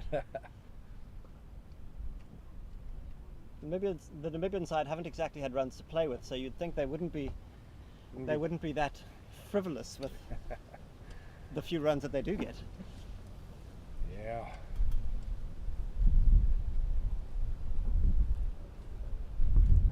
I suppose it's the batting equivalent of getting a wicket off a no ball. To some extent, I agree with you. Done all the hard work and give it Yeah. away. Yeah. It's full and straight from Qureshi, giving the batsman no room. Something we've been impressed with the Pakistani bowlers so far is that nobody's overstepped. I think it goes with having a predominantly spin attack. You wouldn't expect them to be missing their mark when they're only running 3 to 4 steps at a time. That one's tossed up. No shot played. That was a dangerous leave, that one, if you ask me. But he has survived. Hey, you know what they say, any leave that doesn't hit the stumps is a good leave. Was down the leg side. Another wide. The keeper does well to prevent it going any further.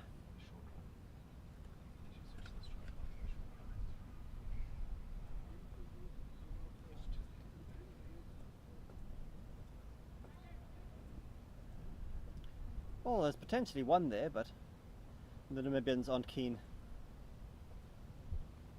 They've turned it down.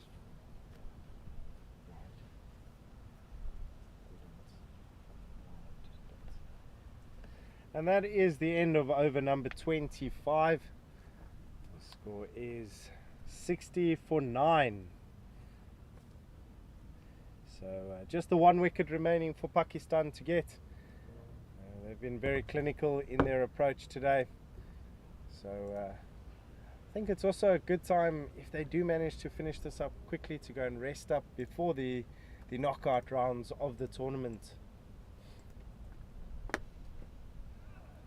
That's a huge swing there from Nokia. Just missed it completely. I would have loved to see him connect that one, because it looked like it was going into orbit, or at least he envisioned it that way.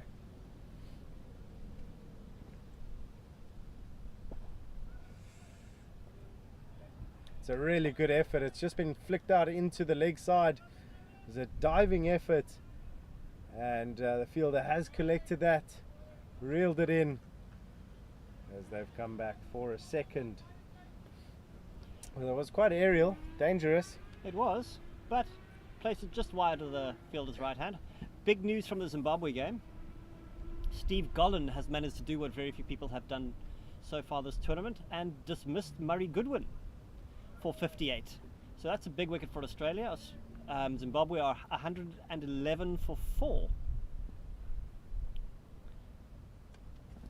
It does look like Nelson struck there. Yeah, it was still an innings of 58, though underwhelming from his standards. It's still a good knock. South Africa,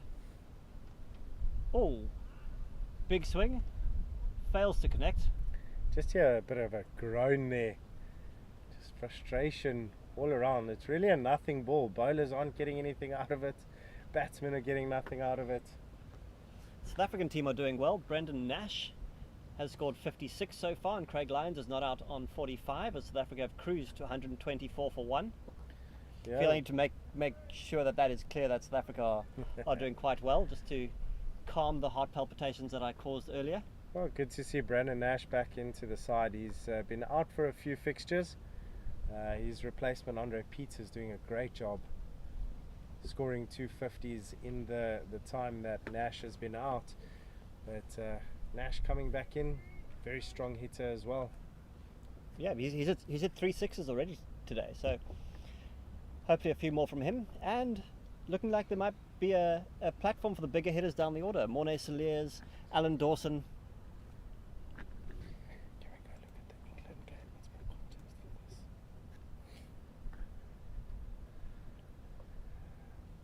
26 overs gone. Namibia sitting at 63 for 9, just sort of trotting along, grabbing runs where they can. It is Qureshi to continue now. He's been quite economical, just gone at 2 to the over, but he's been that way throughout the tournament. He's been very handy, as Namibia just look to survive as long as possible. Another important game, if you're a Pakistani supporter, is England against Wales. Wales are 90 for 3 after 27 overs. So England are managing to keep them relatively quiet. It's a reminder that Pakistan need not only to win, but they need either South Africa or England to lose.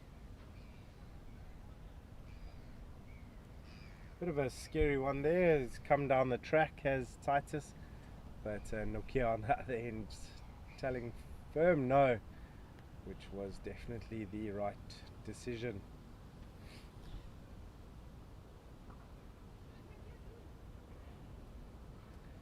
So he's made some good contact with that, cutting it into the offside. It's just trickled away. Fielder has collected it. If you were in the Pakistani dressing room, would you be keeping up to date with the results in the other games, or would you just wait and see what happened and say la vie? 100%. It's World Cup cricket. Your fate in the semi-finals are determined by it. I think So you'd have the live stream going? not necessarily the live stream, but I'd have someone consistently monitoring.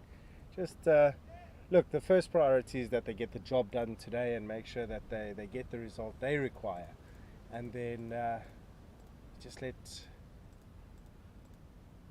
those other results pan out. As this one's caught the outside edge, it's been skied, and it's a chase down to the third man boundary as they come back for a second. These two not shy to run between the wickets. as 3 runs come off that over. Namibia moving on to 66 for 9.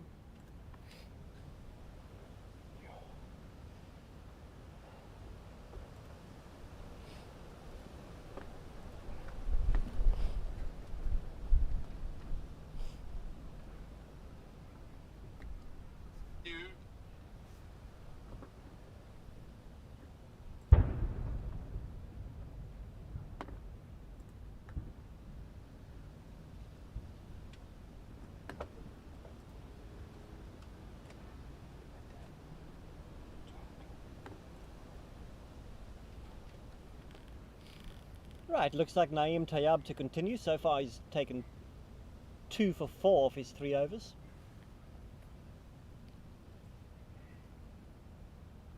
Continues to his very attacking offside field. 2 slips and a gully and a very short cover. Not quite a silly point or a silly mid-on. Let's call him a very short cover.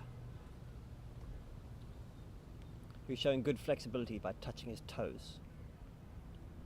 Another one turns past the outside edge. Tayyab's been really good as well from his end, and he's held it up so nicely. He's going just over 1-2 the over, but him bowling right arm round the wicket to the left-hander is making life a bit more difficult for Titus. As we say that, yeah, just pushing now on down leg side. Be frustrated with that. So he's captain because he's given him a 7-2 offside field, so you really don't want to see him pitching it outside leg stump.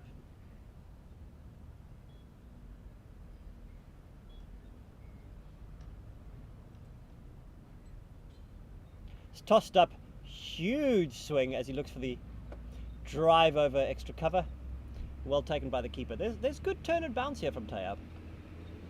Yeah, well, Titus almost swinging himself off his feet there. He's had such a launch, but Tayyab, as you say, is doing exactly that. Oh, that's a big shout. Umpire Weatherspoon raises his finger, and that is the end of the Namibian innings. Namibia are all out for 67 in 27.4 overs. That was a superb display of bowling from the Pakistanis.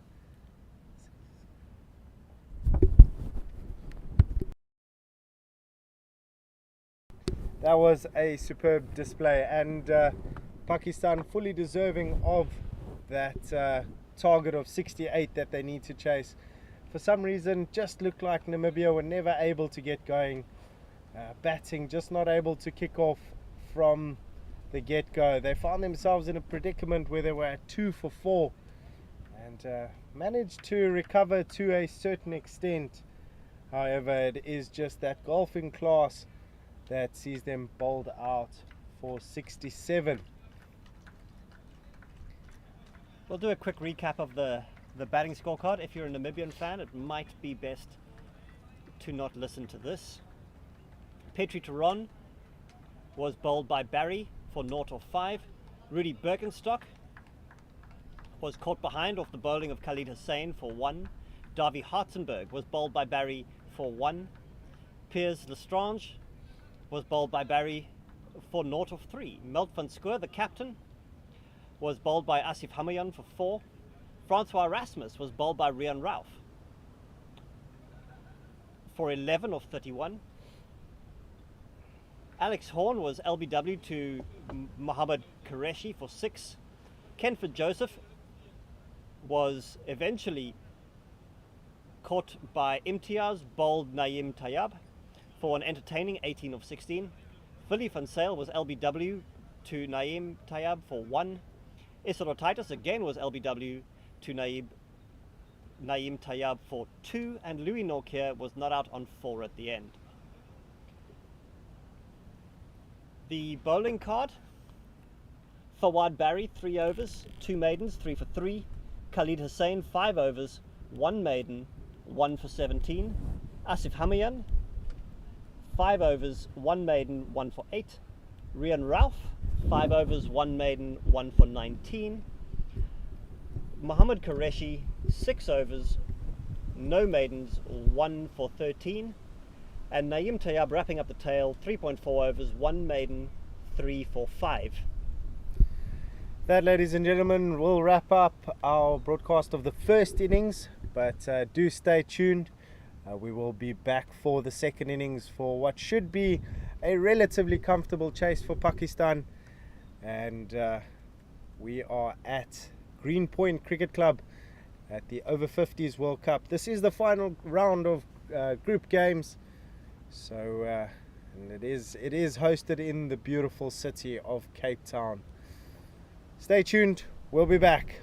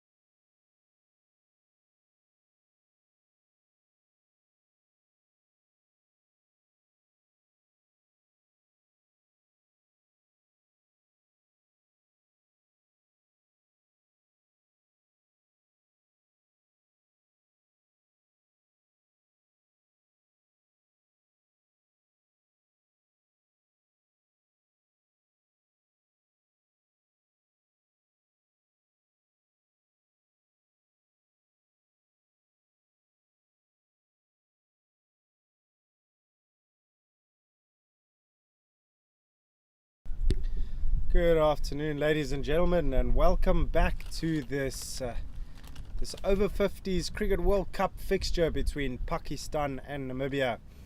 It is the final round of group games, and Pakistan firmly in control, knowing very well that their fate is determined by the outcome of this game, as well as the results in the English-Wales game and South Africa UAE game. But the job for them is to win, and they've really put their best foot forward here, bowling Namibia out for 67.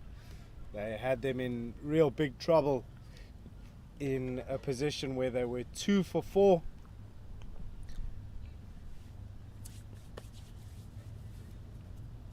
But managing to bowl them out for 67.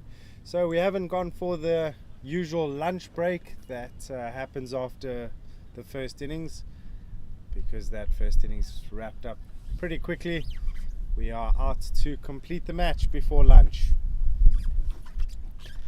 With me I've got Gareth Price on comms. Thanks, Doug. Opening the batting for Pakistan is Ahmed and Barry. We have the opening bowler opening the batting as well. So generally when that happens, they're sending in a pinch hitter, hoping to get the things done fairly quickly, and that is shortened down the leg side from Van Zyl. Barry misses out and it's called wide. Well, you saw from the get-go what Barry's approach is going to be. There's no hiding that. Yeah, I think he's looking to get things done pretty quickly. He mistimes that one.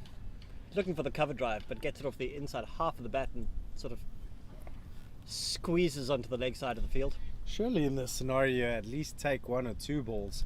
Don't just go from ball 1.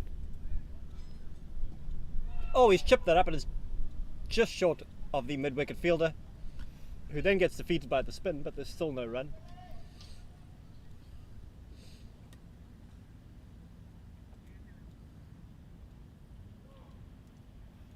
That's well bowled by Willie van Zyl.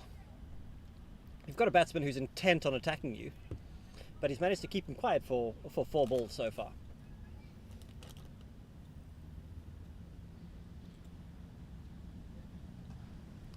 It's played out into the covers. No run. It's a good line of length from Willie van Zyl. We haven't seen much turn yet, but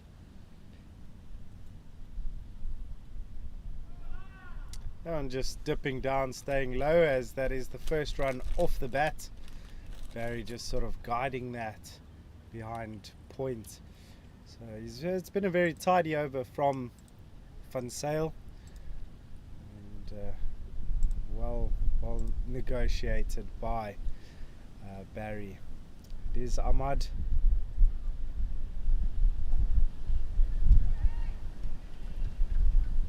Ahmad, a more traditional batsman.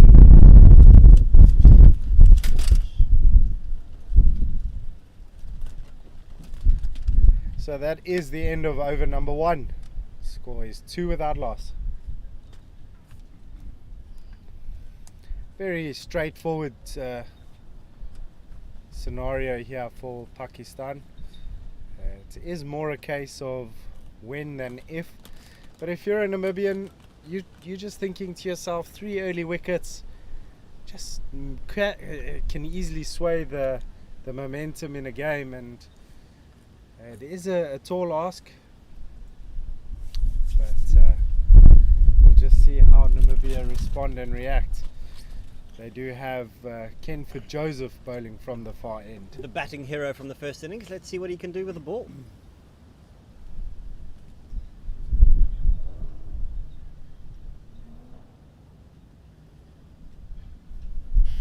Looks like he's going to try and put the bails on. No, he's not going to attempt that in this wind. It was just there was a hint that the wind may have died down, but not for very long. I think for it to die down for as long as it took us to draw breath.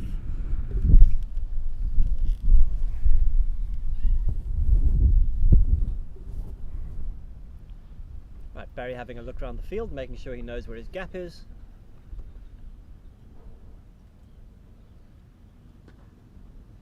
and Joseph pitches full outside off stump, and it's driven into the offside.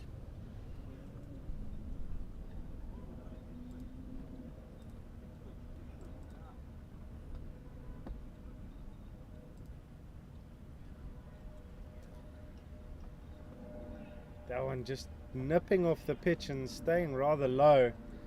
Doesn't look like there's any express bounce in this pitch. I've seen a few settle down after it's landed. It's a short and stocky Joseph coming in. It's a really nice line, that one, forcing Barry onto the front foot.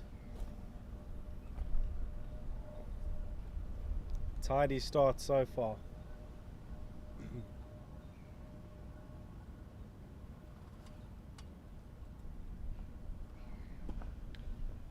It's driven by Barry through the offside, and it'll be the first boundary of the day. Kenford Joseph has overpitched, and with a flashing blade, Barry capitalizes. Yeah, I don't think the tactic to Barry will be to bowl full and straight. For any big hitter, that is bread and butter. So probably I would suggest bowling a bit back of a length, maybe trying to get him to pull into the leg side.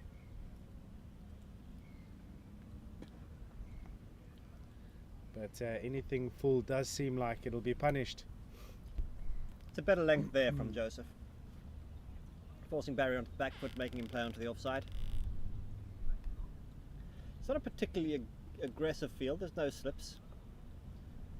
We do have two men catching, one at short mid wicket and one at a short extra cover. Maybe then it is the plan to get him driving.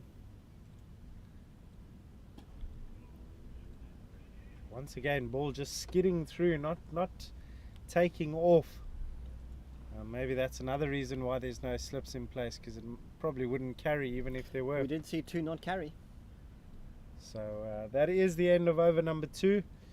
Pakistan are 6 without loss. That is in the pursuit of a 68-run target. Doug, update from the South Africa UAE game. Craig Lyons is making up for his duck on Monday. He's currently on 71 not out. And Brandon Nash back in the side is on 83 off 90. So South Africa 177 for 1. Looking good against the UAE.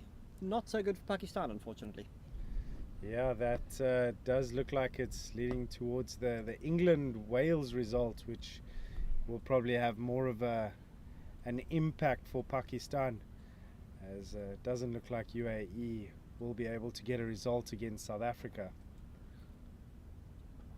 Not at all. And in the Wales game, Wales are 113 for 4 off 33 overs. So still struggling to get the England attack away. England have been very economical in this game. That one just straying down leg side. And what we did see from England though against South Africa, and I do know that it's a different bowling lineup, but England struggling to get over that 200-run mark, and only managing to do so in the penultimate over.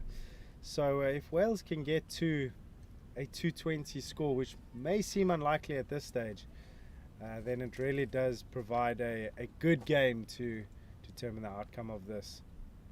Oh, this one's been swung out with real vigor, and I don't think that's considered a drop catch, is it? No, I thought that didn't carry. But it was hit really hard.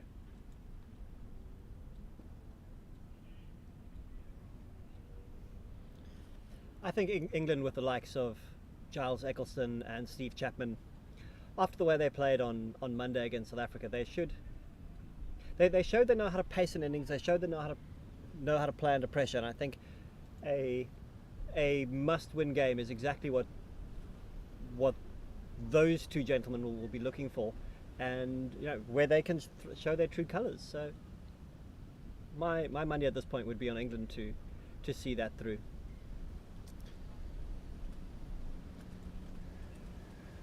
That's a relatively tidy over from Van Zyl. Nothing drastic coming from it. It is 9 without loss after 3.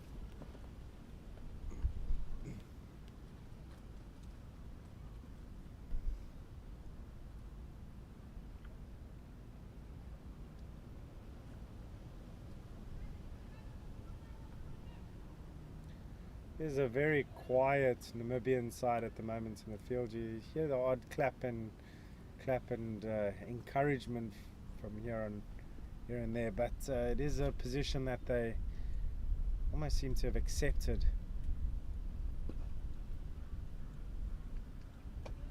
But as a bowler, you're still wanting to add to your wickets column no matter how many deliveries you bowl. It's all going to be about taking wickets. Barry seems to be timing it sweetly. He just hasn't managed to place it in the gaps.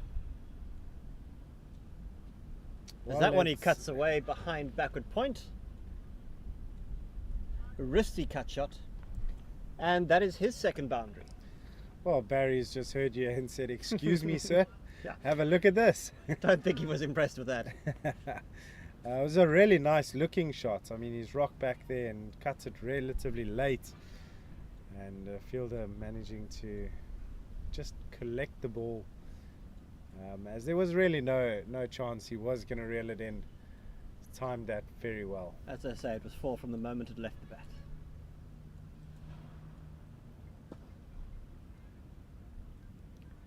A straight drive this time for Barry, picks out mid-off.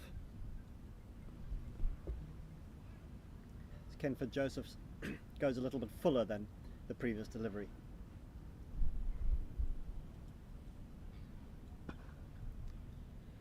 Kenford Joseph, not the slowest bowler I've seen at the tournament. He's managing to get a bit of a skid on there and just bring it through. He looks like a strong, powerful man. I can imagine those shoulders can swing a cricket ball down with some enthusiasm, as this one is up and over the top, over mid-off, who chases to the boundary in vain. It is another boundary for Barry. Barry's following up his 3 wickets with a very attacking innings here that is looking to take the game away from Namibia early on. Well, I mean, he's thrown his name in the hat for a man of the match performance, possibly. If he carries on here, it's hard to look past him. Yeah.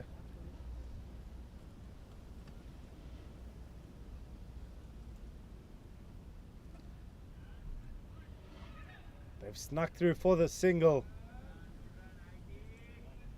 It looked like a nervy one to begin with, but it's successful over there for Pakistan. 9 runs coming from it.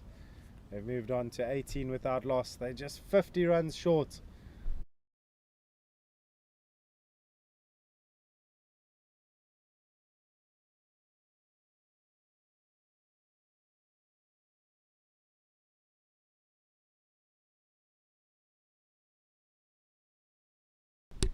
It's been another really good over for Pakistan.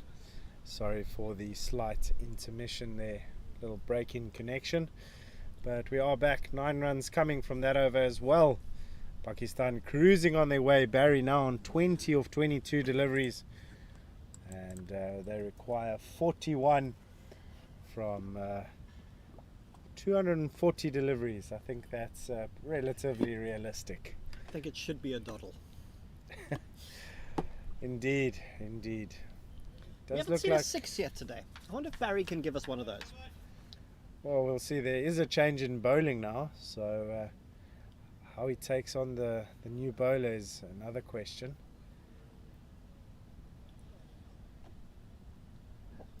It is Titus coming into the bowling attack now. Another spin bowler by the looks of it. They've pushed out their cow corner and don't see any other boundary fielders. There's one a deep square leg.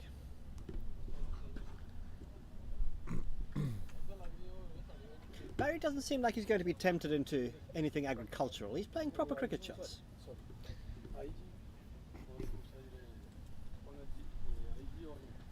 Rock back, cut this one into the point region as they do jog through for a single. The throw is over the keeper's head and they come back for 2. Sloppy piece of fielding from the Namibians. Captain and coach won't be pleased with that. Upstairs.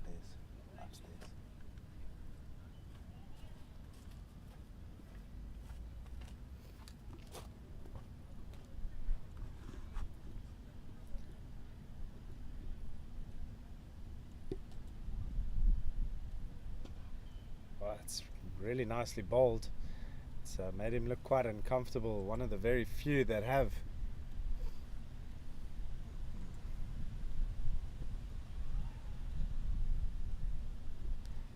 Temptingly tossed up by Isidore Titus, but Barry knocks it watchfully into the leg side. That's short and wide, and will be called wide. Well, with such a low total, the last thing you really want to be doing is giving away a few runs.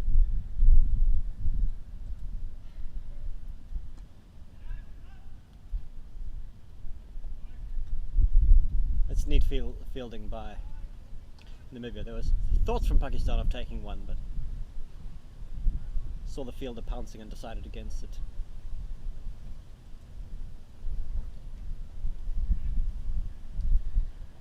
Surprised. I've seen Barry play very, very square. Hasn't been too keen to take on the bowlers down the ground. But who's going to complain when they're cruising along as easy as they are? The score is 30 without loss after 6. Just requiring 38 runs now.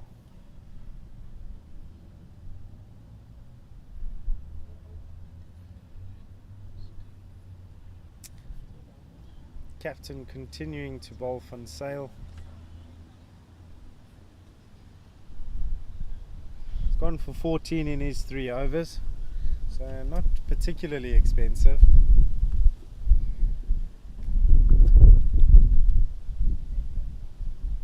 One's short outside off stump. Imtiaz Ahmed can't capitalise, he picks out the fielder again. It's difficult batting when your batting partner is batting the way Barry is. He's only faced 10 balls so far, it's difficult to get a rhythm.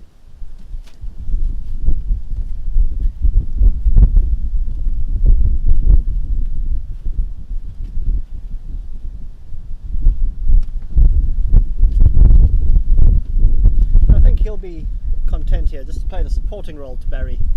Make sure he gets himself an asterisk next to his name at the end of the day. Always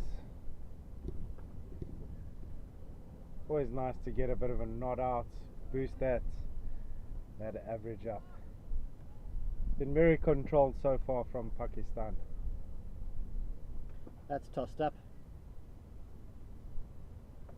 Nicely tossed up though. He looked tempted, and because it was that Yorker length, it could have gone badly.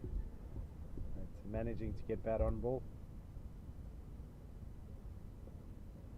Watchfully defended. Really tidy over. 5 dot balls. He's bowled well so far as Willie van Sail. He's given absolutely nothing away. As that one drifts down leg side and Kenford Josephs makes a good stop.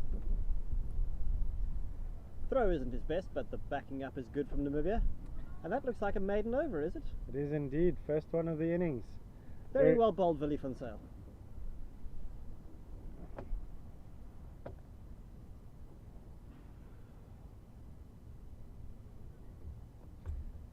Just a bit of an update from one of our other games that is in a different group, Sri Lanka versus USA. Also a vital game in that group that is very tight. Sri Lanka being bowled out for 114, and USA's really strong spin attack coming through once again.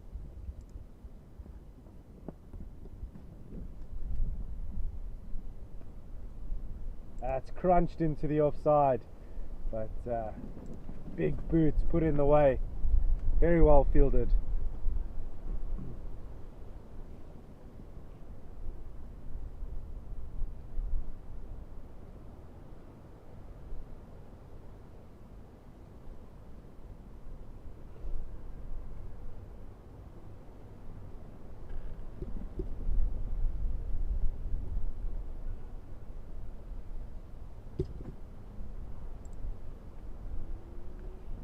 Imtiaz Ahmed seems to be struggling here. He's not timing it cleanly and can't seem to get it. Can't seem to hit it off the pitch at this point. Defends that one. Just seems like his timing is deserting him. Maybe trying to hit it too hard.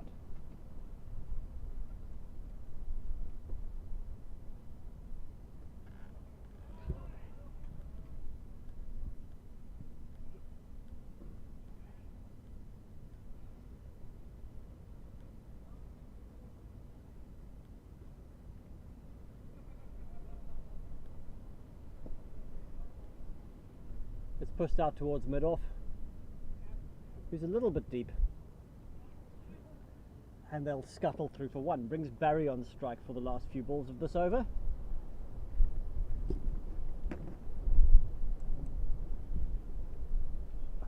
That's what we've been waiting for. Big slog sweep from Barry out towards the mid-wicket boundary.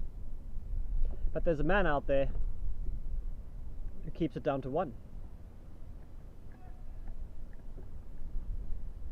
Yeah, just keeping the scoreboard ticking there, moving on to 33. Almost at the halfway mark are Pakistan. And we are only 8 overs into the innings.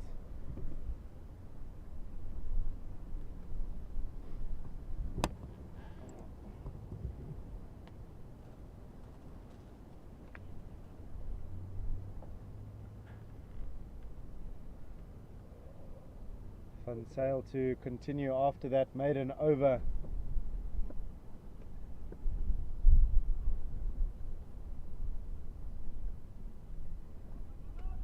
He's been really good so far. It's bowled the four overs, gone for less than 4 to the over. And he hasn't been shy to toss it up, which I think is what's been working for him.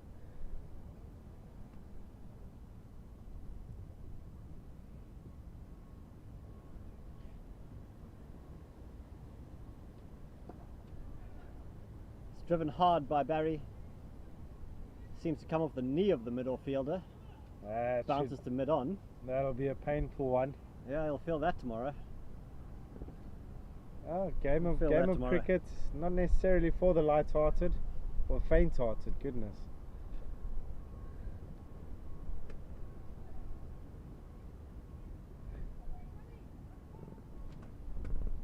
Is it really a cricket match if you haven't come off with some scrapes and bruises?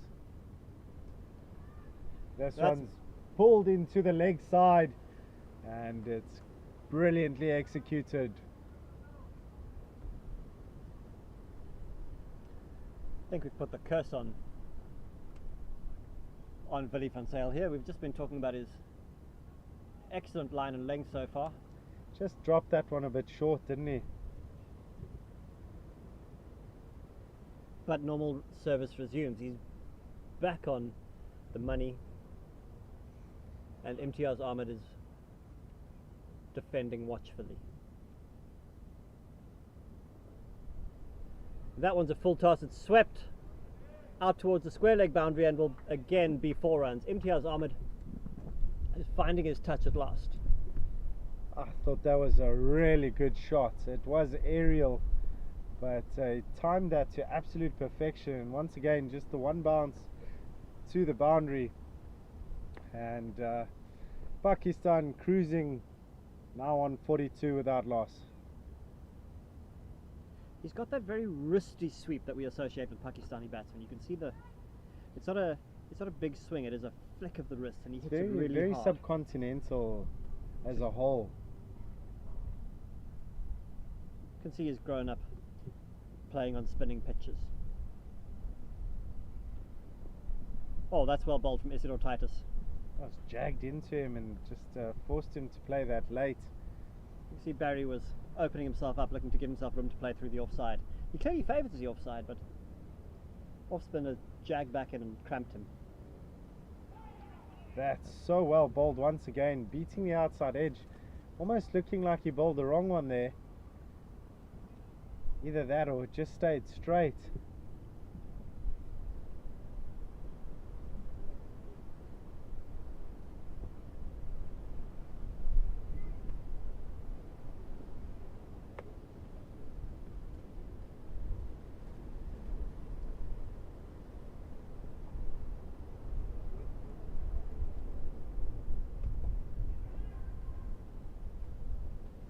There's cries of catch it there as that was hit over the infield. but that hasn't gone all the way to the boundary. They do come back for a second.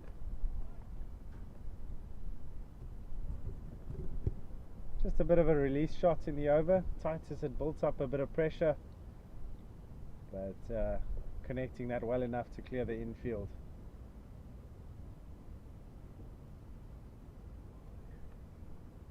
That one's down leg side. As the wicket keeper, you're a little bit concerned with a wild swing like that. Flashing blade. I must admit, in my youth, I kept wicket and I did take one or two of those on the head. It's never pleasant, but that's a neat piece of keeping. And Quick to, I would say, take the bails off, but they're already off. But it doesn't look like that back foot was raised.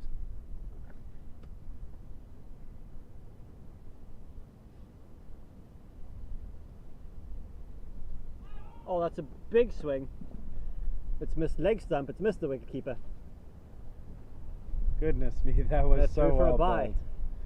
bowled. And it's just that line where it seems to cramp them for space and not allowing them to free the arms, and they'll feel a bit hard done by that over. Van Sure, the captain behind the stumps, looking at the square leg umpire for that stumping that could have been very next ball, beating the woodwork as well. So rather unlucky over for Namibia. As for Pakistan, they're just 22 runs short at this stage.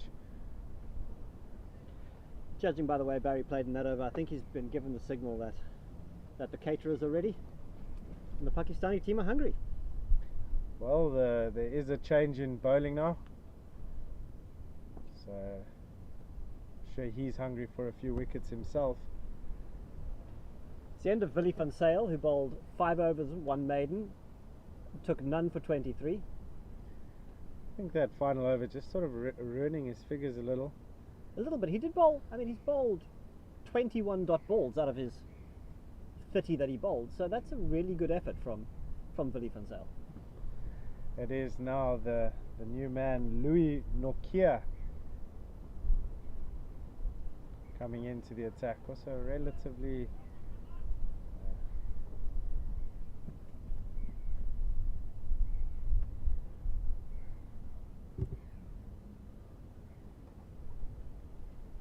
this one's been driven with power into the point region.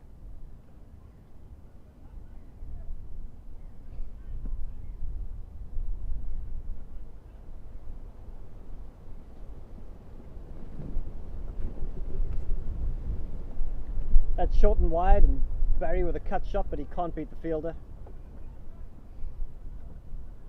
He'll be disappointed with that. That was a chance for another boundary for Barry.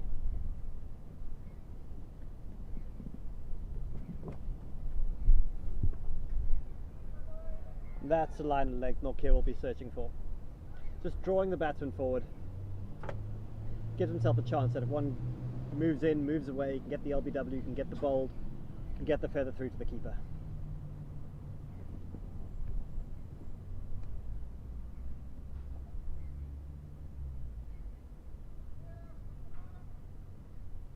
Again, good line and length from Nokia.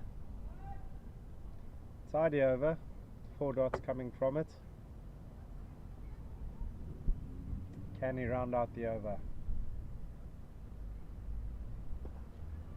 And that is a good shot. It's slightly wide, and Barry has climbed into it, smashed it airily through the covers. The man on the sweeper boundary didn't stand a chance. He didn't even move. Well, I didn't think that there was any doubt that he wasn't going to let another maiden over fly through, and that does bring up the 50 for Pakistan, and that's come in 10.5 overs, so cruising along, 18 to get.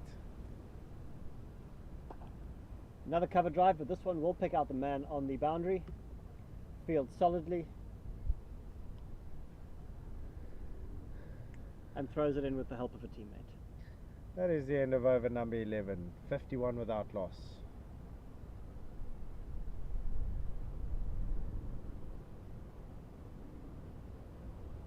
Must say, I think this is one of the earliest finishes that we'll have in a game in this tournament.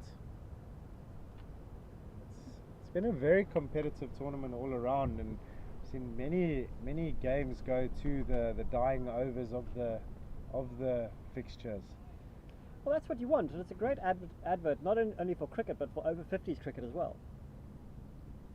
You want competitive games. You want games where you don't know the result until right at the end. That's what entertainment is about. And, you know, well done to the players from all the teams who have provided rich entertainment throughout this tournament.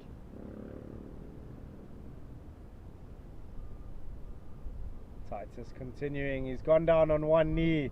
That ball looks like it's racing to the boundary. Barry now moving on to 36. Well, if he's going to get that 50-run mark, he's going to have to score all the runs from here on out. I think he's eyeing it out. He'll know how many he's got to go. He'll know exactly how many Pakistan still need. Let's see what he does next.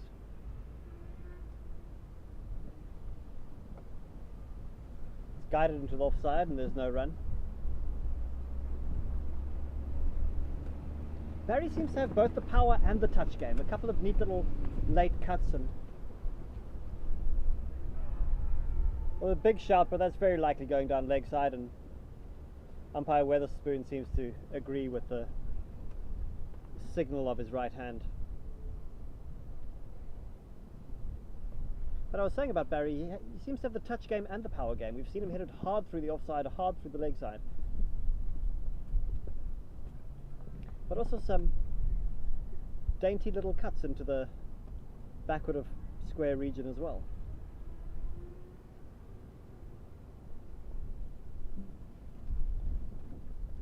Once again, just going down on one knee, and there's a little misfield allowing them to go through for the single. But I agree with you there, Gareth. He's got a deft game as well as a power game, and he's a brilliant addition to the team because of what he can do with the ball on top of all of that.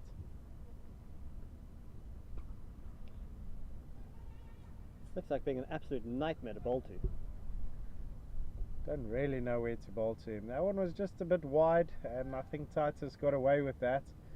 But Ahmad also not taking any risks or anything. He's letting Barry do all the work on the other end, and they decide not to run. End of over number 12. 56 without loss. With 3 overs remaining, can Pakistan finish this before the allocated drinks break?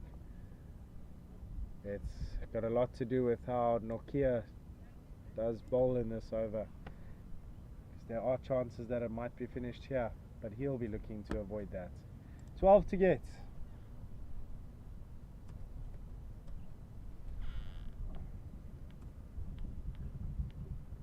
It's not the way you want to start. It's bowled that very wide. Umpire signalling that it is an illegal delivery. Update from the South African game. Brandon Nash will be kicking himself as he's been bowled for 98. Would have been South Africa's first century of the tournament. But that honour will hopefully fall to Craig Lyons, who is still there on 90. As South Africa are 221 for 2. Zimbabwe in their game against Australia are 199 for 8. Or in the 43rd over. Craig Evans going along nicely with 32 of 22. As Barry drives straight, but it's fielded at mid-on. Wales against England. Wales are 137 for 7 in the 42nd over. So they continue to struggle.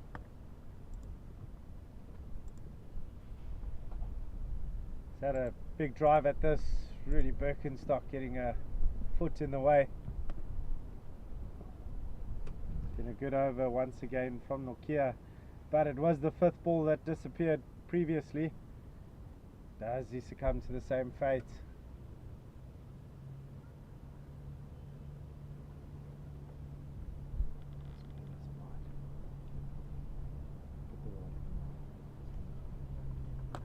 And would you believe it, it's not the South Africans who have the highest score of the day so far. New Zealand against Canada. New Zealand are 242 for 4 in the 39th over. And they've got Colin Owens on 89, so he'll be eyeing out a 3-figure score there as well. This one being punched out into the offside. Barry walking the second run basically. That's how comfortable that 2 was. And with 1 ball remaining in the over, it's 9 runs to get.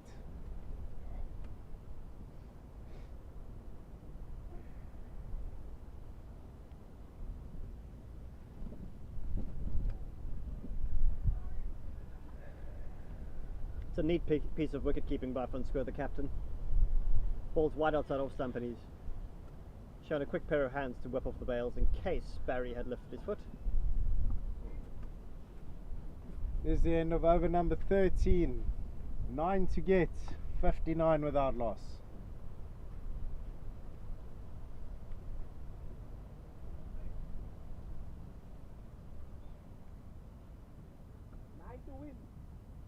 Nine to win.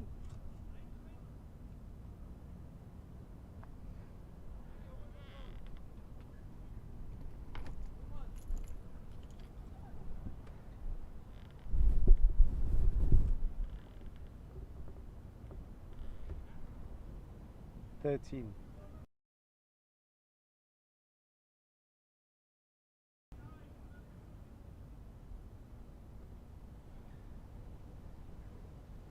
It is Titus to continue now.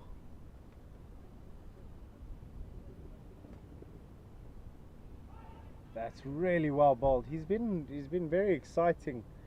He has looked like he's troubled the Pakistani openers here. Ahmad just maybe struggling to pick the ball out of the hand. This one is rocked back and cut into the covers. Big chase on. And the ball's won the race. Doesn't look like Barry will be getting to that 50-run mark as they inch ever closer to the inevitable. They've moved on to 63. 5 runs to get.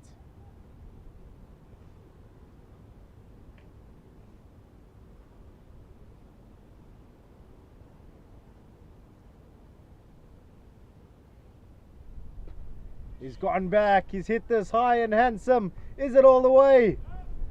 It is indeed.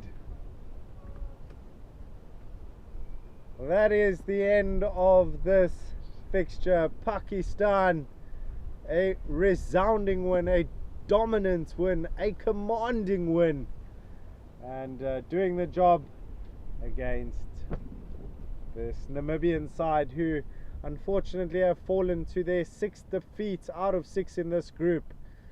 So they've got a lot to keep their heads up about, though. They've contributed thoroughly to this tournament, and tournament isn't over for them, as they do still have a few fixtures to play for position. As for the 2 openers, Barry fantastic, Ahmad just making sure he sticks through with him, and the fate of their tournament lies in other results now. They've done their job. So it's an early day for the 2 teams. Get to go and have a nice cold shower as the 2 openers are applauded off the field by their teammates. A few high fives, thoroughly deserved. It is the Over-50s World Cup. We are at Greenpoint Cricket Club, and it's been a beautiful day for cricket. The wind's been slightly menacing, but only to our gazebo. The rest of the time it's been very pleasant. Ladies and gentlemen, thank you so much for tuning in to our broadcast. Just the official results: Pakistan winning by 10 wickets.